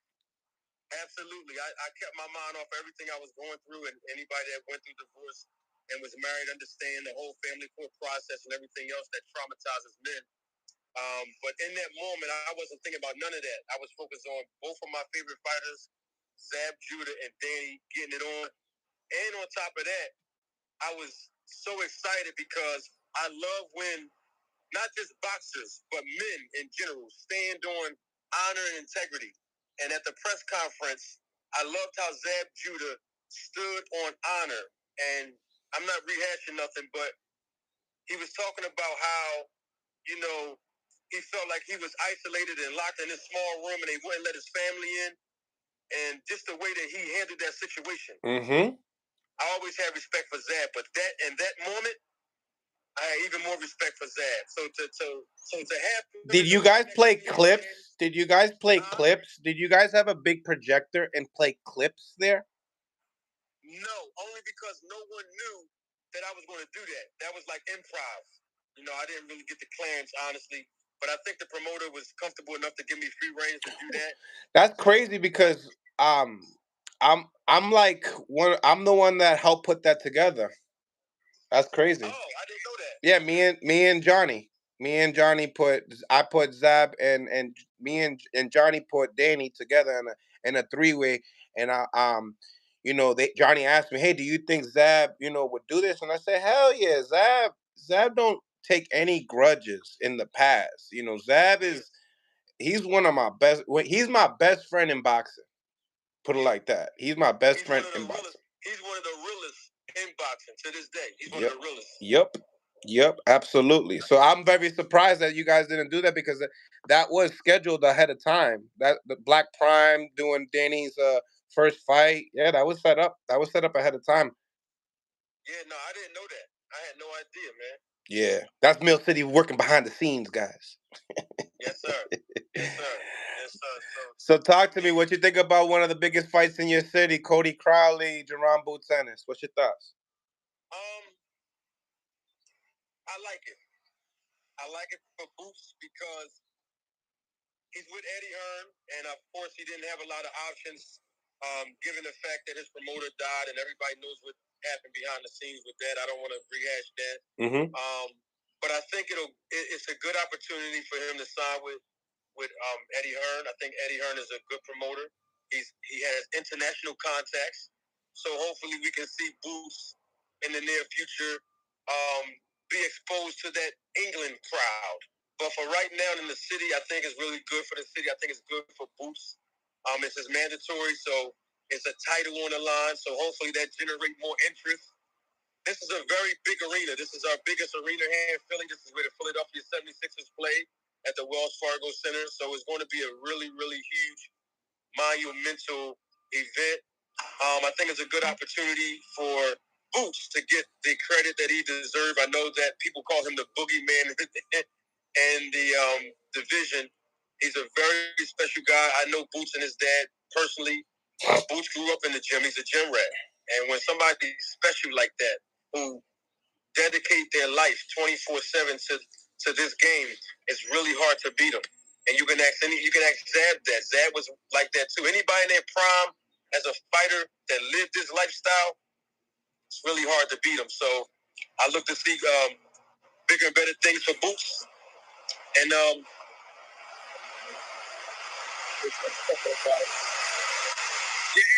see, we outside. Zab from Brooklyn, he know how it is. We outside.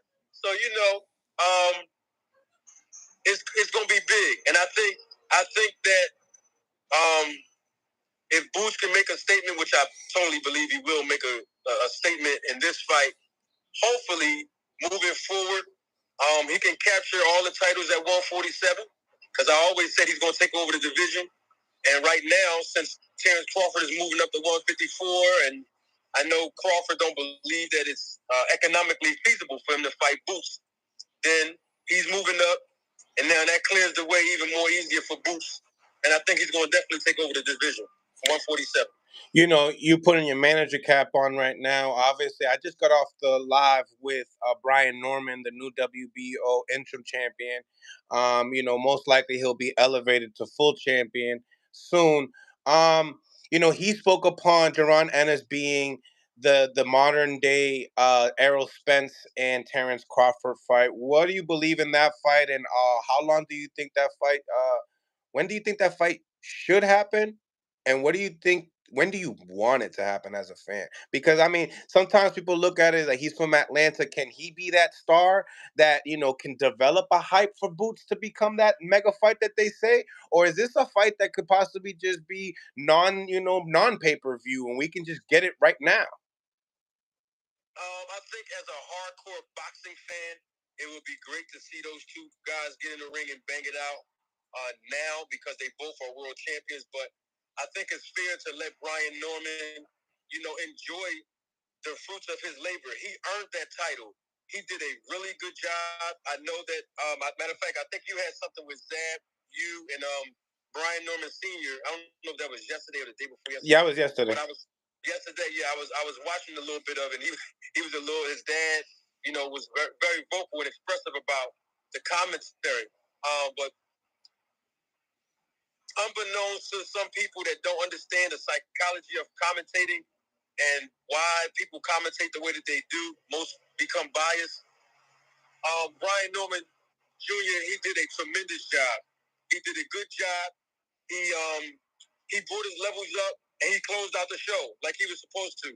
As far as him and Boots right now, I think both of them are right now are on different wavelengths because Brian Norman is still moving up in the game. Boots is still moving up to that second and third tier level. Yep. So I think if these guys are going to fight, this is the manager talking to me. We got to let this thing fester some more. We got to let this thing build up. And I don't want to bring race in this, but it's important because we're talking about the economics of boxing. When you have two American black fighters fight, it has to be like super, super, super duper huge. Facts. Opposed to comparing it to a Mexican versus Black or African American. So in this case, these guys are on the trail of basically taking over the 147-pound division. I love to see the fight, but not right now. Let these guys go through those levels, go up to those different tiers to build up more interest in their brand first, and then you bring these guys together. But hardcore boxing fan talking, that'll be a good fight. Both of them are dogs in that ring, and a lot of people don't give Brian Norman Jr. credit, but he can fight on the inside. You know, I wanted him to get off. I wanted him to get off the ropes. I was screaming at the TV, come off the ropes, and get this guy in the middle of the ring too, and mix it up. He did a tremendous job, but you know, he just won the title, and it's all about levels. You know, as boxing managers and matchmakers and promoters, we build fighters up. We don't just throw them in there in the fire, because you got to understand something. As managers and promoters, we make investments in these fighters, and so we got to protect our interests in the process. You know, so it's not about just getting these guys in there just to bang it out because the hardcore fan want to see it. We got to build both of these guys up so that we can convert the casual fan to love the sport and start paying more. And that comes with time. And it's all about a process of building fighters up. So 110%. 110%. It's like, even besides their skills, they lack mouthpiece skills. You know, they could talk trash better. You know, and as fighters, you can see that as fight fans, we see our favorite fighters, you know, change and elevate and become more themselves. And sometimes they shelter a certain side of themselves because, you know, they feel like this is not the side to bring out right now. And I think that you're 100% right. I think that Boots doesn't talk enough. I think that Brian Norman doesn't talk enough, and I think once these guys, like you say, show us a little bit more, I think we're gonna, you know, they'll be able to show us more in their personalities as well. Yeah, and here's the thing, Mill City, real quick, if I can interject. Both of these guys are still young. Super. They're still young, man. They're not in their late 20s, man. They still have a lot of fighting left in them. Neither one of them had taken any real bad punishment in the ring where you can see the trajectory of their careers being reduced and limited because of a lot of physical damage they took. They're still young in the game, man. That time will come. So you don't like it next year? You don't like it undisputed next year? Like, you don't think it could happen? I'm not going to say I don't think it can happen. Anything's possible in boxing. I think a year from now might be a little bit too soon. Might be a little bit too soon because you got to understand, Boots is fighting in July. Brian just fought over the weekend. Mm-hmm. So now you saying basically these guys got to fight 2 more times within another 2 or 3 more times. Late next year. I was just saying because Boots look like he big, bro. That's all I'm saying. He look like he big. He is. I think. Who's the other? I Who's think. the other champion? Oh, you got Mario Barrios and Stan Illness on that side. You know, if they want to mix it up with those their handlers, but you know, that's if they want to take those risks. I mean, let's be honest. Brian Norman and Jerome Boots Ennis, I think they might be on another level than these other guys. I agree. Totally agree. I mean, Barrios has a lot of experience. He has a lot of experience. He does. He moved up in weight. He got a lot of experience now, so we can't sleep on Barrios. And Mill City, I don't want to start no controversy. You can go right ahead, man. What? Mario Barrios, he's on the snack program. You know what I mean? So we got to deal with that. We got to deal with the fact that, you know, he got a good strength and conditioning program too, so he can stay at that weight and maintain it healthily. So I mean, look, economically speaking, Boots get past Crowley, and him and Mario Barrios can bang it out because they was talking about fighting each other anyway. So I think he'll make a lot more money going that route. And of course, the other champion, who's that, Stanionis, right? Yeah. He's been a little bit inactive, you know what I mean? But we give him time to get another fight in. But how about instead of late next year, early the year after that? Maybe we can have a unification bout.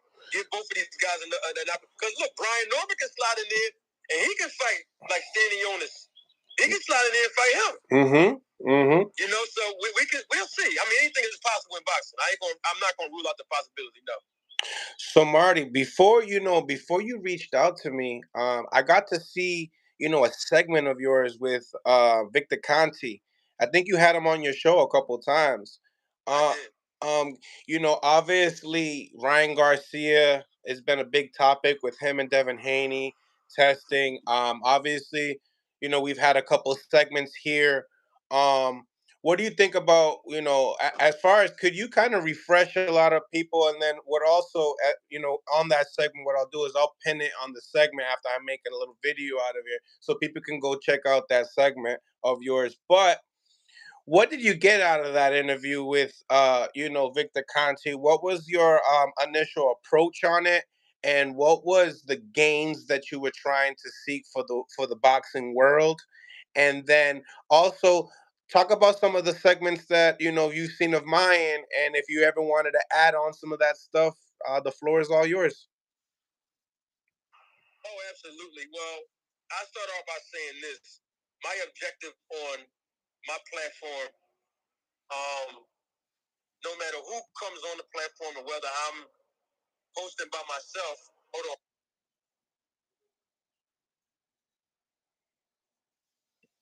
Yeah, we outside. That's why, we outside. People from Philly know what that means. I'm outside. But anyway, so on my channel, on my platform, on the podcast, my objective is to provide two things: education first and entertainment, right? So when Victor Conti came on, I have to have a full disclosure about this. I did not actually know that he was going to come on that day. I was actually surprised. He was in the chat first, and when I saw a comment that said Victor Conti, I publicly said, "That's somebody's playing games. They're trolling again." That's what I thought about Bill Haney in my comments until, yeah. Yeah, I was like, that's not the real Victor Conti. He's not here. Somebody's trolling, using his name, and they just keep, typing in. And then he actually chatted back and commented and said, "This is me. This is the real Victor Conti." And I actually put it on my screen so people can see this is really him. So I didn't know he was going to be on there. And so once I saw that he was on there, it's like, all right, well, he's here now.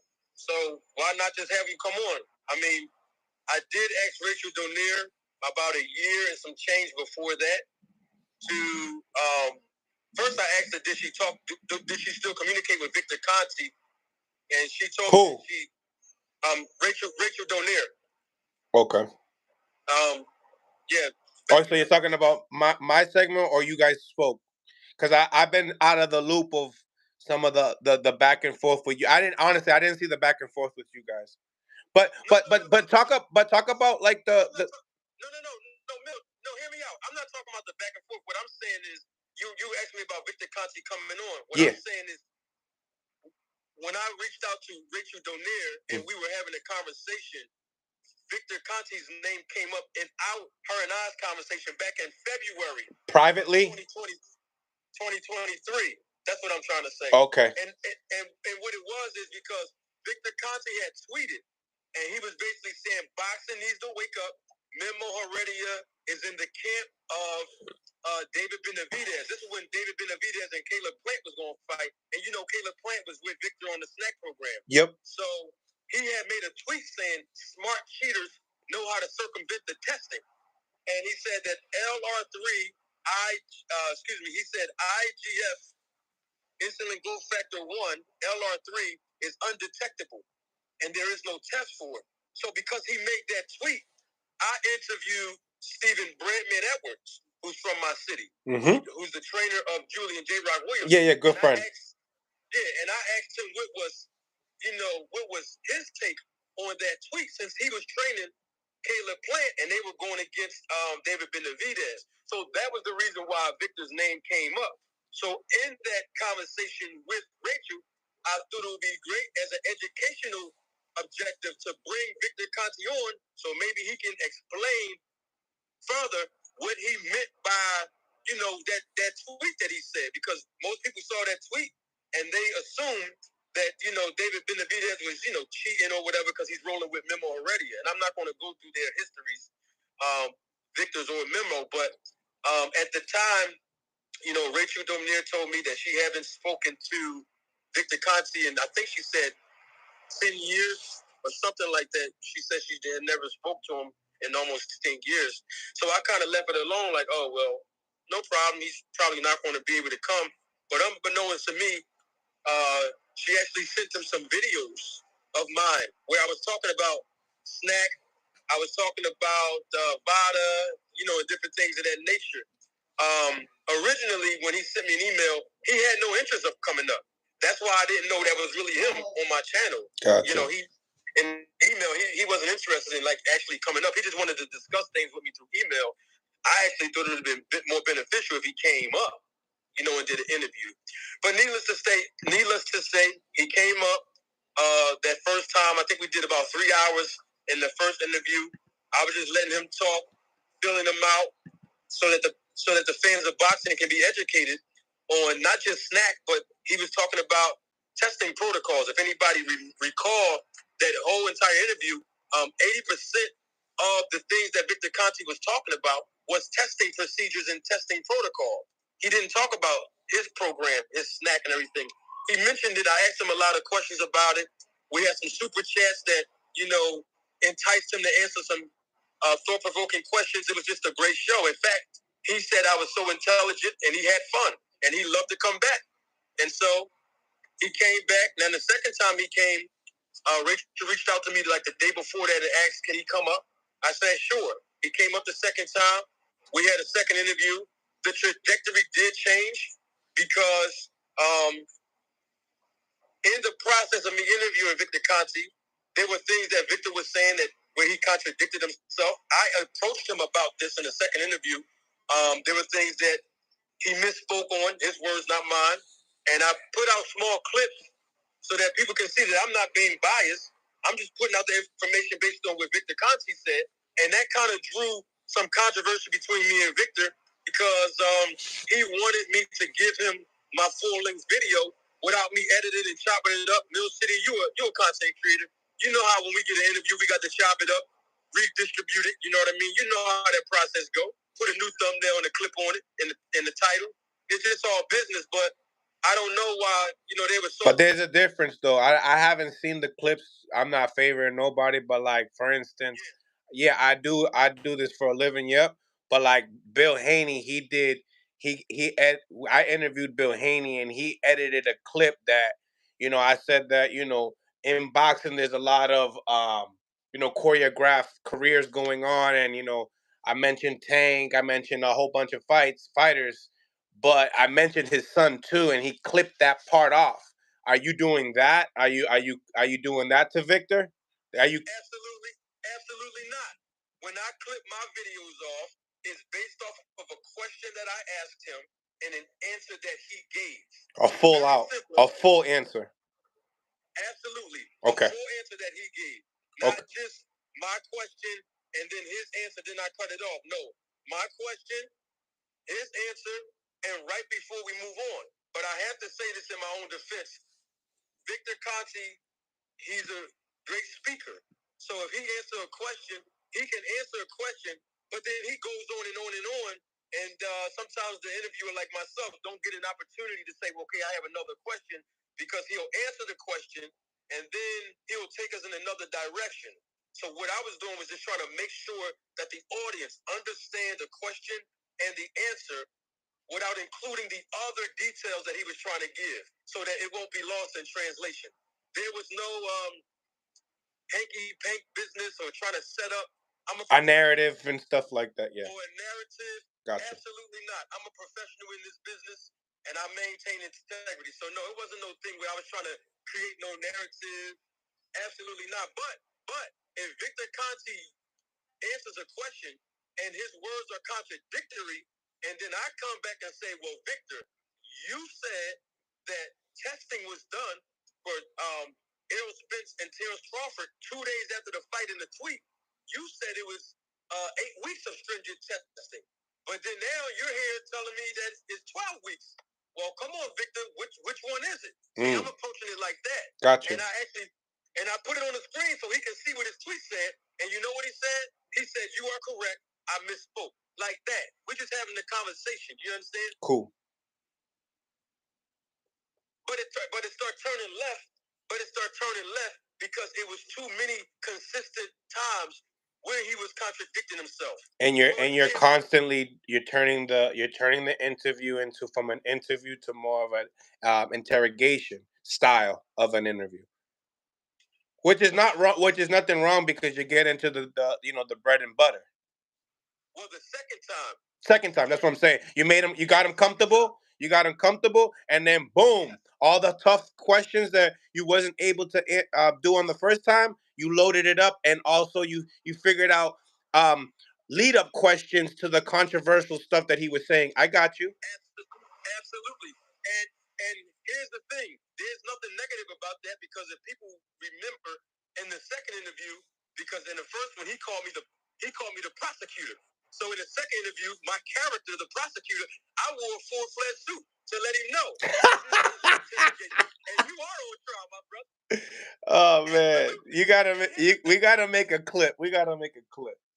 And it's all about entertainment, Mill City. I mean, even if he did contradict himself, it's still all about entertainment at the end of the day, and that's what YouTube is about. Now, I can understand his feelings being hurt, but these are his words and not mine. You know what I mean? And so the thing about it is, if people are suspicious of Victor, it's not because of no narrative. It's because these are words that this man said out of his mouth. I'll give you another example of a clip that I recently just put out to the live I did yesterday and on Sunday. Victor Conte was in an interview on June of 2011 where he himself said before VADA was even formed that him, Dr. Margaret Goodman, Dr. Flip Hermansky, and a world-renowned anti-doping expert were involved in forming VADA, and he said they've been working on this since September of last year, which was September of 2010. This before VADA was even officially registered as a business or a nonprofit organization. So he already came out and said all of those things. But if you ask anybody today, they would say, "Oh, Victor Conte has nothing to do with VADA," because I asked him when he was in front of me. I asked him what was his involvement, and he just basically said, "I don't own VADA, and I have no financial stake in VADA." That was his answer.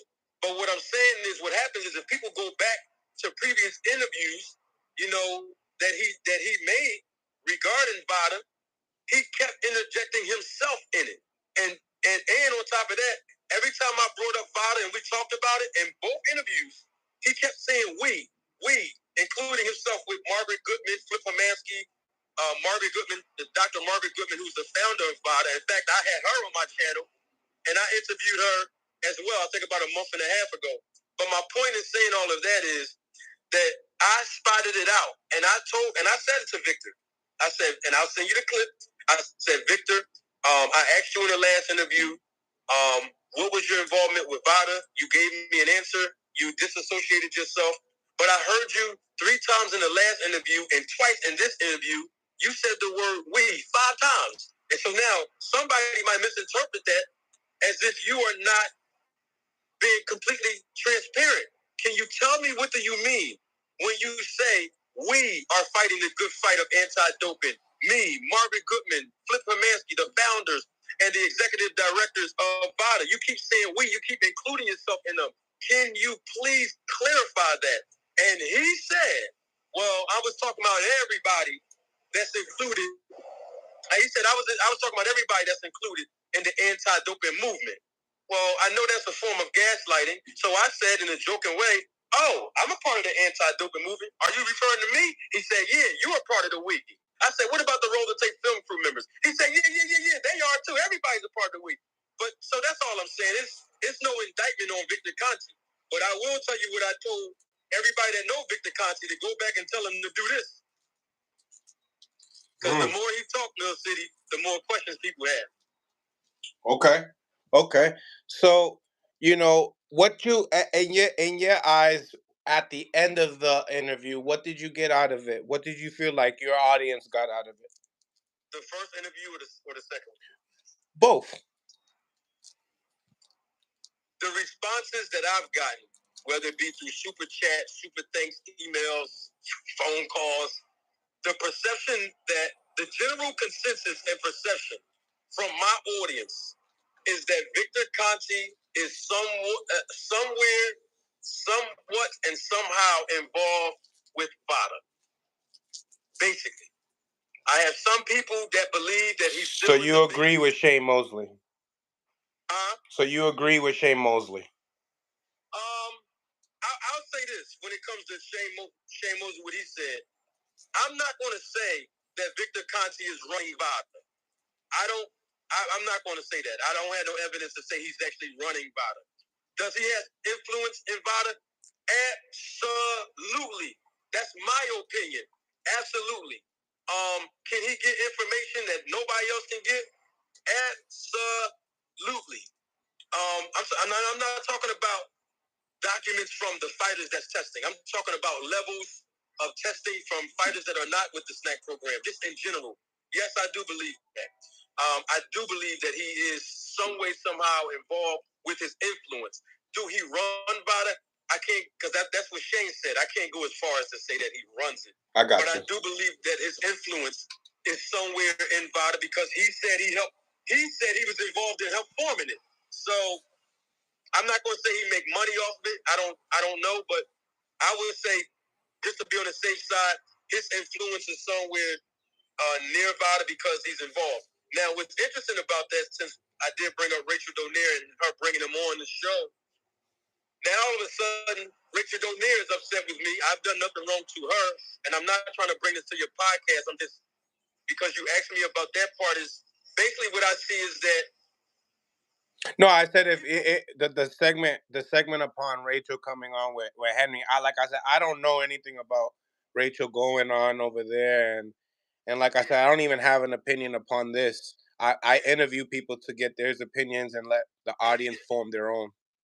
Yeah, and that's the same thing I do, and that's with everybody that came on my show. I think people are upset with me today because there's a game, Bill City, and I don't know your age demographic, but I'm sure that 35. Okay, great. So you said 35? Yep. All right, 35. So you know this game. You ever heard of this game called Hot and Cold, Mill City? Hot and Cold, yes.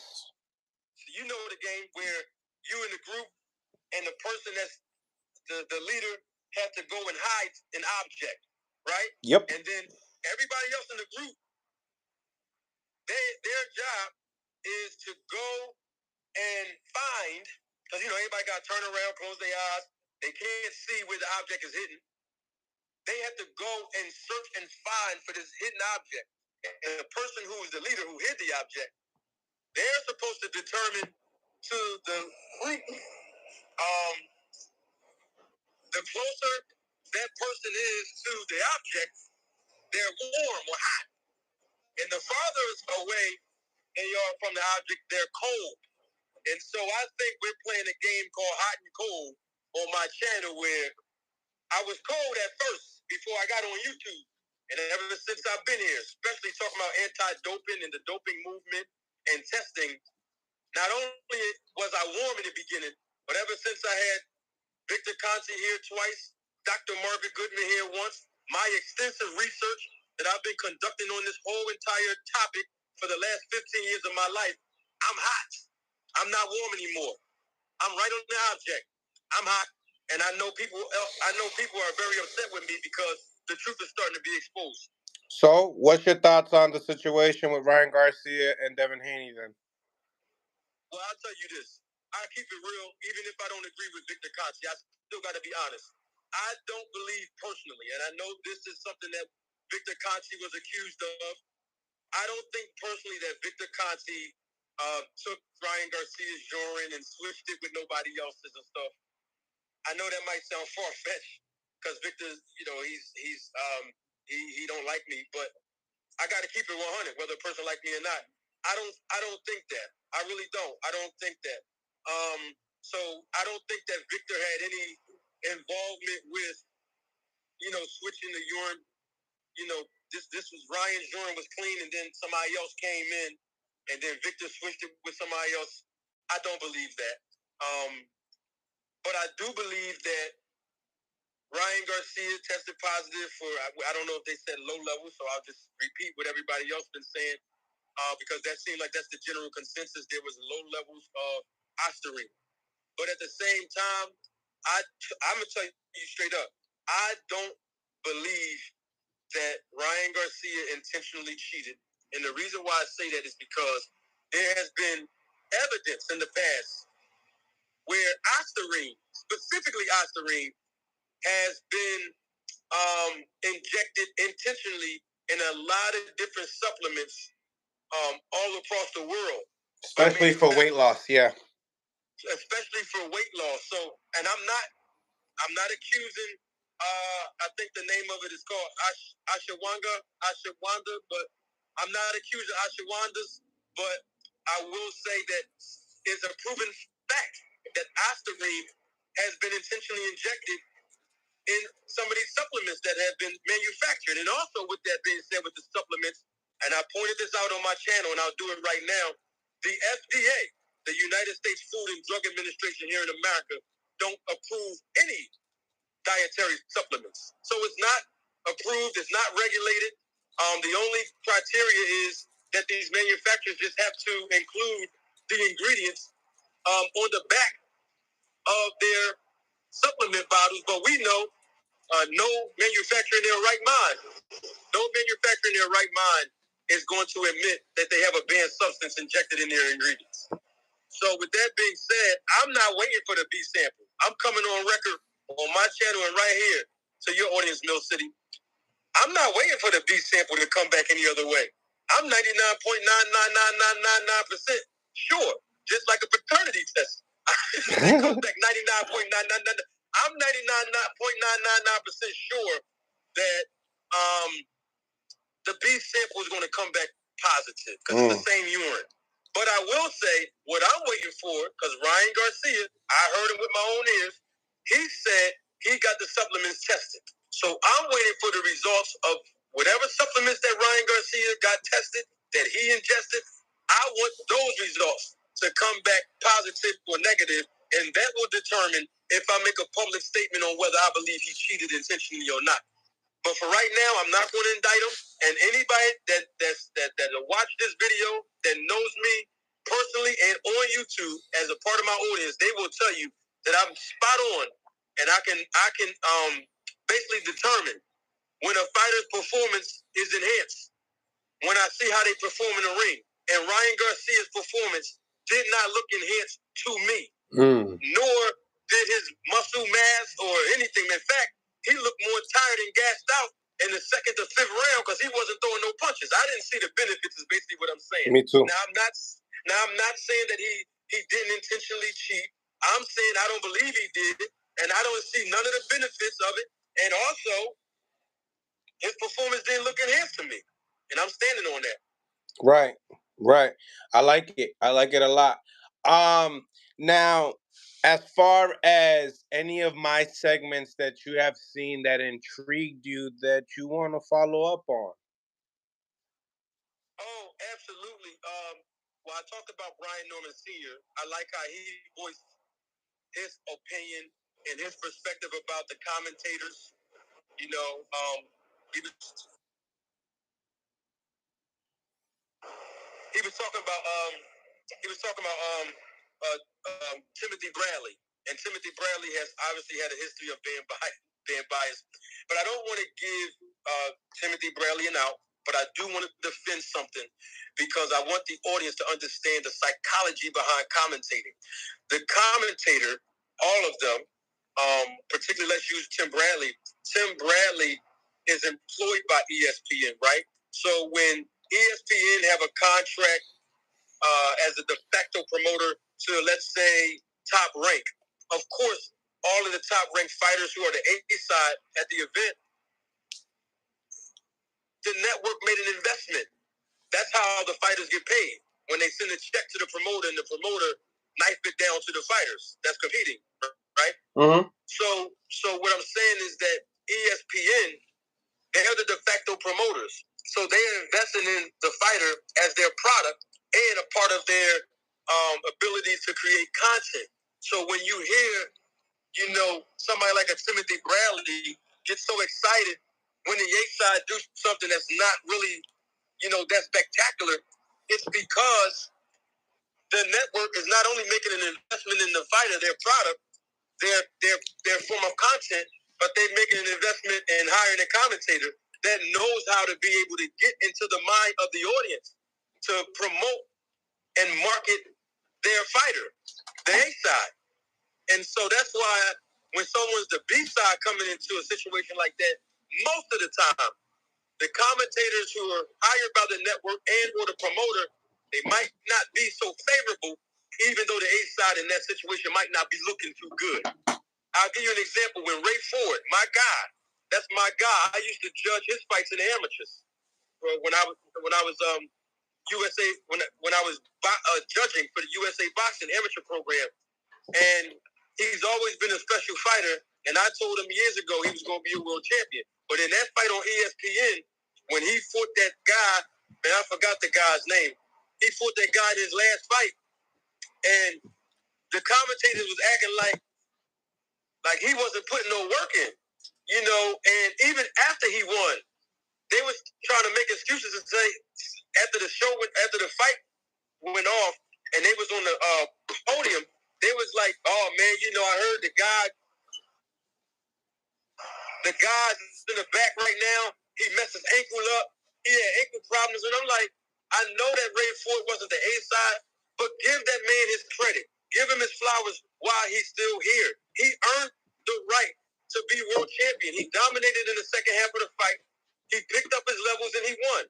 And it's like, don't make no excuses, because when you looked at the camera in the back, the guy was sitting in a chair. He didn't have no ice on him. He didn't go directly to the hospital. But these things happen because it's all about a form of promotion and marketing when it comes to psychology of promoting the fighter, because the networks invest in the fighters.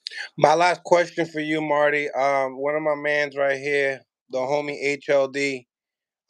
He wrote an article upon the hydration. That Devin Haney broke the rules in California against that fight with Regis Prograis. We're going to be having Regis Prograis speak a little bit more upon that. More at 7:00 today. What is your thoughts on why Devin Haney still has his belt today, knowing that he broke the rules in California? Well, I don't know too much about the rules that he broke. I didn't see any information on that. I'd love to see it so I can make a fair assessment on that without prejudging. But I will say, I believe the reason why is that by choice. What's that? Not looking into it, because it's been out there on like Boxing Scene and all that other stuff as well. You mean me by choice, not looking into it? Yeah. Like, I feel like nobody talks about it, but everyone's just talking about, the steroid situation. But breaking the rules are breaking the rules regardless. I agree with you. No, I'm just no. And it sucks when you have the sanctioning bodies okay with it. Now this gets even way more interesting than just, you know what I'm saying. Yeah, I do. No, I didn't look into it because I didn't hear about that part. Like this new information here. Mm-hmm. When you just said it, that's the first time I heard about it. I would have spoke on it. You know what I mean? I didn't hear nothing about it. About the with Regis I'm talking about. I was more so looking at the weight that they was talking about, Ryan Garcia's weight against Devin. I didn't hear about the Regis Prograis versus the Devin Haney weight. Oh, I didn't hear about that. I'd love to hear more about that. I didn't hear about that. Yeah. But I will. My man HLD right here is the one that wrote the article. What's going on, Mills? Thank you for having me on. What's up, HLD? Good. What's going on, H Money? Yo, what up? You can hear me? Yeah, for sure. What's good, man? I'm trying to see why Brian Norman ain't keeping that same energy with Bosie's son. Why he not keeping that same energy with Jerron Boots Ennis? I be hearing Brian Norman father talk about, we beat up Terrence Crawford this fall. We beat up St. Davis. But he ain't said shit about Bosie's son. He ain't said one word about Bosie's son. We're on another topic right now. Yo, hey, I'm at work. I just wanted to get that off real quick because I'm at work. Brian Norman, keep the same energy with Jerron Boots Ennis. Don't duck that smoke. I like it. Thank you, H, for calling in. H money, bro. He's always on fire, bro. All right. So yeah, Marty, HLD wrote the article. He has the one that did the investigation. Um, talk to me. The journalist investigation. I'm sorry. Go ahead, HLD. Take it away. We're going to be jumping on with Regis and Henry Garcia. So yeah, Henry. Marty, he's going to tell you a little bit more, but I sent you the article so that way you could call in when these guys are coming in and speak, have some good questions so that way we can really get into the detail and have everybody be informed of things that are important. Everybody is important. Everybody, not just Ryan Garcia, everybody. Yep, totally agree. And I'll be here. I'll jump right back on. Yeah, I'll definitely read the article. And salute to you, HLD, for your journalistic research and putting the information out. Because it's all about truth. And I'm all for it. So, yeah, no doubt. And I will tell you this, Mill City, about when you talked about why the WBC didn't strip him. To me, is this all politics as usual? Is business? I mean, look, as long as somebody is holding one of their titles, they can justify charging them 3% to defend it, opposed to vacating it. You know what I mean? So it's just business, I think. HLD, want to tap in? Yeah, I mean, it just comes down to that it doesn't even matter what the sanctioning bodies say. The state commissioner rule is that no fighter is supposed to come over 15% of their initial weigh-in on fight day, above 15%. And so what Devin Haney came in at was at 165 at 18%. So that's 3% of it. Now the big curiosity thing about this whole thing is that it's the actual commission, the inspector commissioner, who jotted these numbers down and signed off on the checklist, acknowledging Devin Haney, and he put it in his report, was 18%, 3% above the. And so by the California Commission rules that was passed back in October of 2019, was that any fighter that comes in above the 15% rule, the bout must be canceled. Period. No ifs, ands, or buts, or anything about that. In fact, any fighter that comes between 10 and 15% would have a serious discussion that they would have to move up in weight on their next fight. But back to what it comes down with Regis is that regardless of what the commissioners, the sanctioning bodies say, promoters say, whatnot, the rule of law is 15%. Fight gets canceled. Why did that inspector allow this fight to continue against the rule of law? That's a very good question. That's the big pickle. Yeah, that's a really good question. Wow, while we're looking back at things, how about we take a page back even some more, Absolutely. I mean, at this point, the way I see it, just like we just saw Devin Haney submit a complaint letter to the New York State Athletic Commission, kind of prematurely, if you will, right? Because we don't have end results, but he submitted a complaint letter. He complained about weight. He complained about this and that. I'm in the understanding by what I see and how it is. Devin Haney has yet to defend this title, and Regis Prograis is in every right to file a legal complaint with the California State Athletic Commission to have a full investigation of why this fight was allowed to continue. And not only that, to have the fight redressed to a no contest and reinstate him as the WBC champion. That's the way I look at it on that side if I was Team Regis. But the way I look at it as far as the legalities of it, my advisement would be, I would absolutely fight. But I don't, that's where we're at today. And I think since we're all talking about different rules and athletic commissions, everybody needs to understand that each state is different. Each state has their own governance of how they rule by things. Outside of that in itself, like for an example, in the Devin Haney case and Ryan Garcia, I think what we're going to end up finding out tomorrow that VADA is obsolete because the New York State Athletic Commission does not have any provisions to use a third party for testing. So regardless of whatever they come up with tomorrow, Ryan Garcia's legal team is going to eat this up, and we still got to find out where is New York State Athletic Commission's independent collection, testing, and test results. Did the dog eat their homework? That type of scenario might happen. So I think we're in for a lot of stuff in the next few days. But back to Regis, I think that's where we're at with Regis. So, I totally agree with you.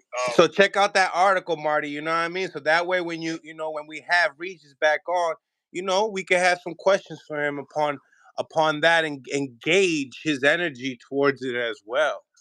Absolutely, and I'll even tell this to Regis when I get on, and I always tell my audience this: good representation in this business is priceless. Now, I'm not saying Regis don't have good representation, but if he had the bulldog like me in his corner, the manager, let me tell you something. My fighter still be champion today. That's all I'm gonna tell you. No question about it. No question about that. And on top of that, when we talk about legal documents, this is something that I talked about, and I agree with HLD. It's very premature that Devin Haney and them sent the 8-page letter through their attorney. We haven't even gotten any results yet. The man is still in due process. And what's crazy? When I spoke on this, a lot of people, particularly Devin Haney fans, they were all insulting me and calling me names and getting mad at me for my perspective on this thing here. And one of the things that they kept saying, Mill City and HLD, they kept saying, "Oh, come on, manager Marty, this is not the court of law," because I kept telling them, "Wait, the man is still in due process. Wait before y'all call the man a cheater." And it's so ironic that they said this was the court of public opinion and not the court of law, but then Devin Haney ran and got an attorney. You feel me? And Marty, when we talk about we're minorities here, you know what I mean? Like we have to step up for our people. You know what I mean? If something's wrong, regardless if our people are the ones doing it to us, we still gotta do it though. Cause we have to fair is fair. And I think that's what's most important in this sport because these guys, they really die in there and we're over here watching it for entertainment.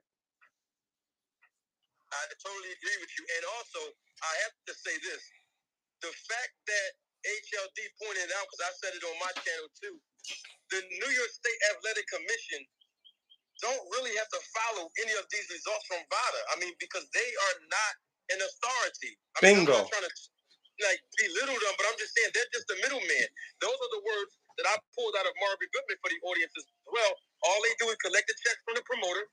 They don't perform any of the testing procedures. They did not create any of the testing protocols, and in fact, they don't even administer transferring the urine and or the blood and shipping it to the WADA accredited labs. They don't have. Right, they're a general contractor. Yeah, they're a general contractor. Yeah, so I mean, it's like really the promoter can just go basically to the direct source, which is the lab, and just pay the lab like that. That's just very simple.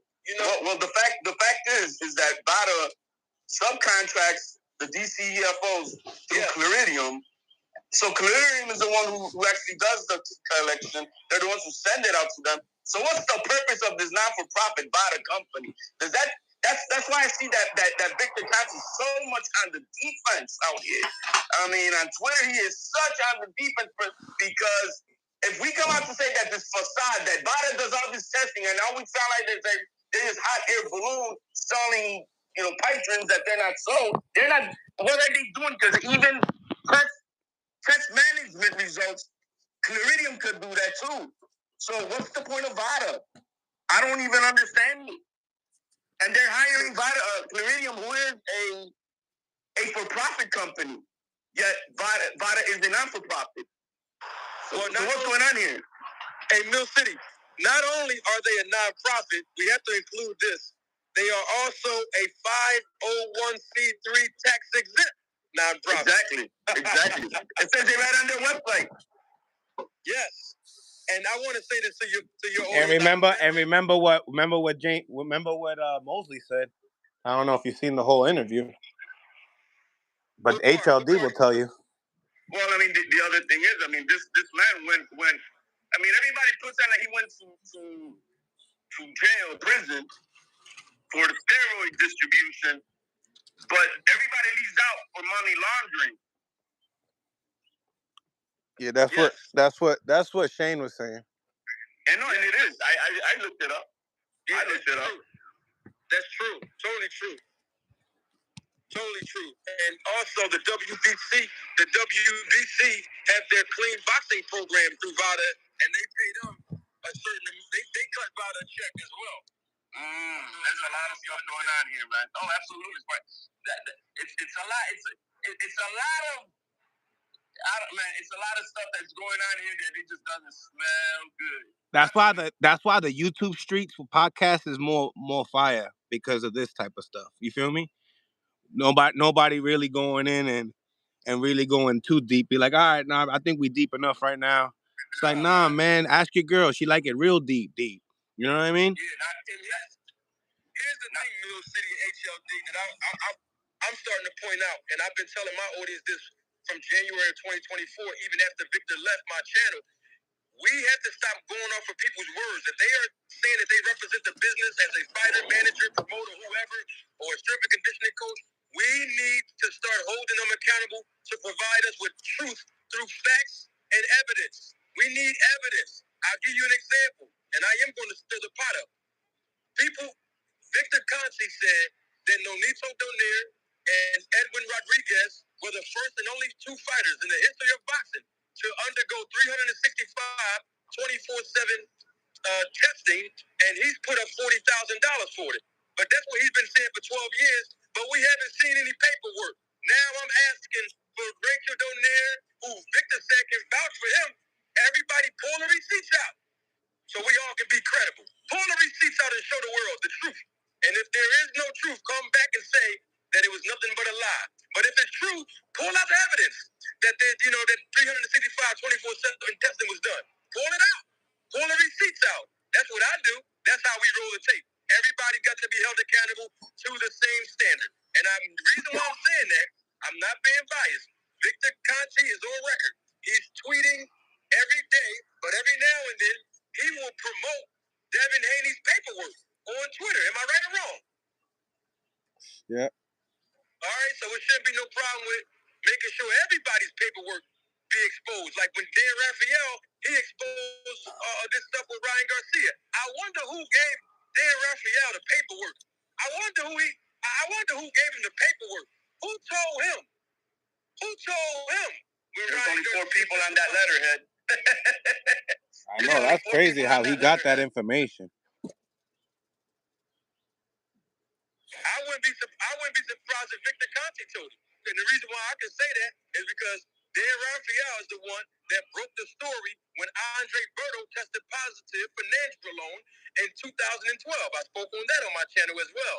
And he was with the snack program when that happened. So, I'm just saying Dan Raphael kind of painted it in a different picture in favor of Berto. If you remember Dan Raphael's reporting, it was very much in the light of protecting Victor Conte, his supplements, and it was, you know what I mean, the narrative that he was like, yo man, it's not on Victor Conte, and here's the thing, Mill. Victor Conte said, and I pointed this out on my channel.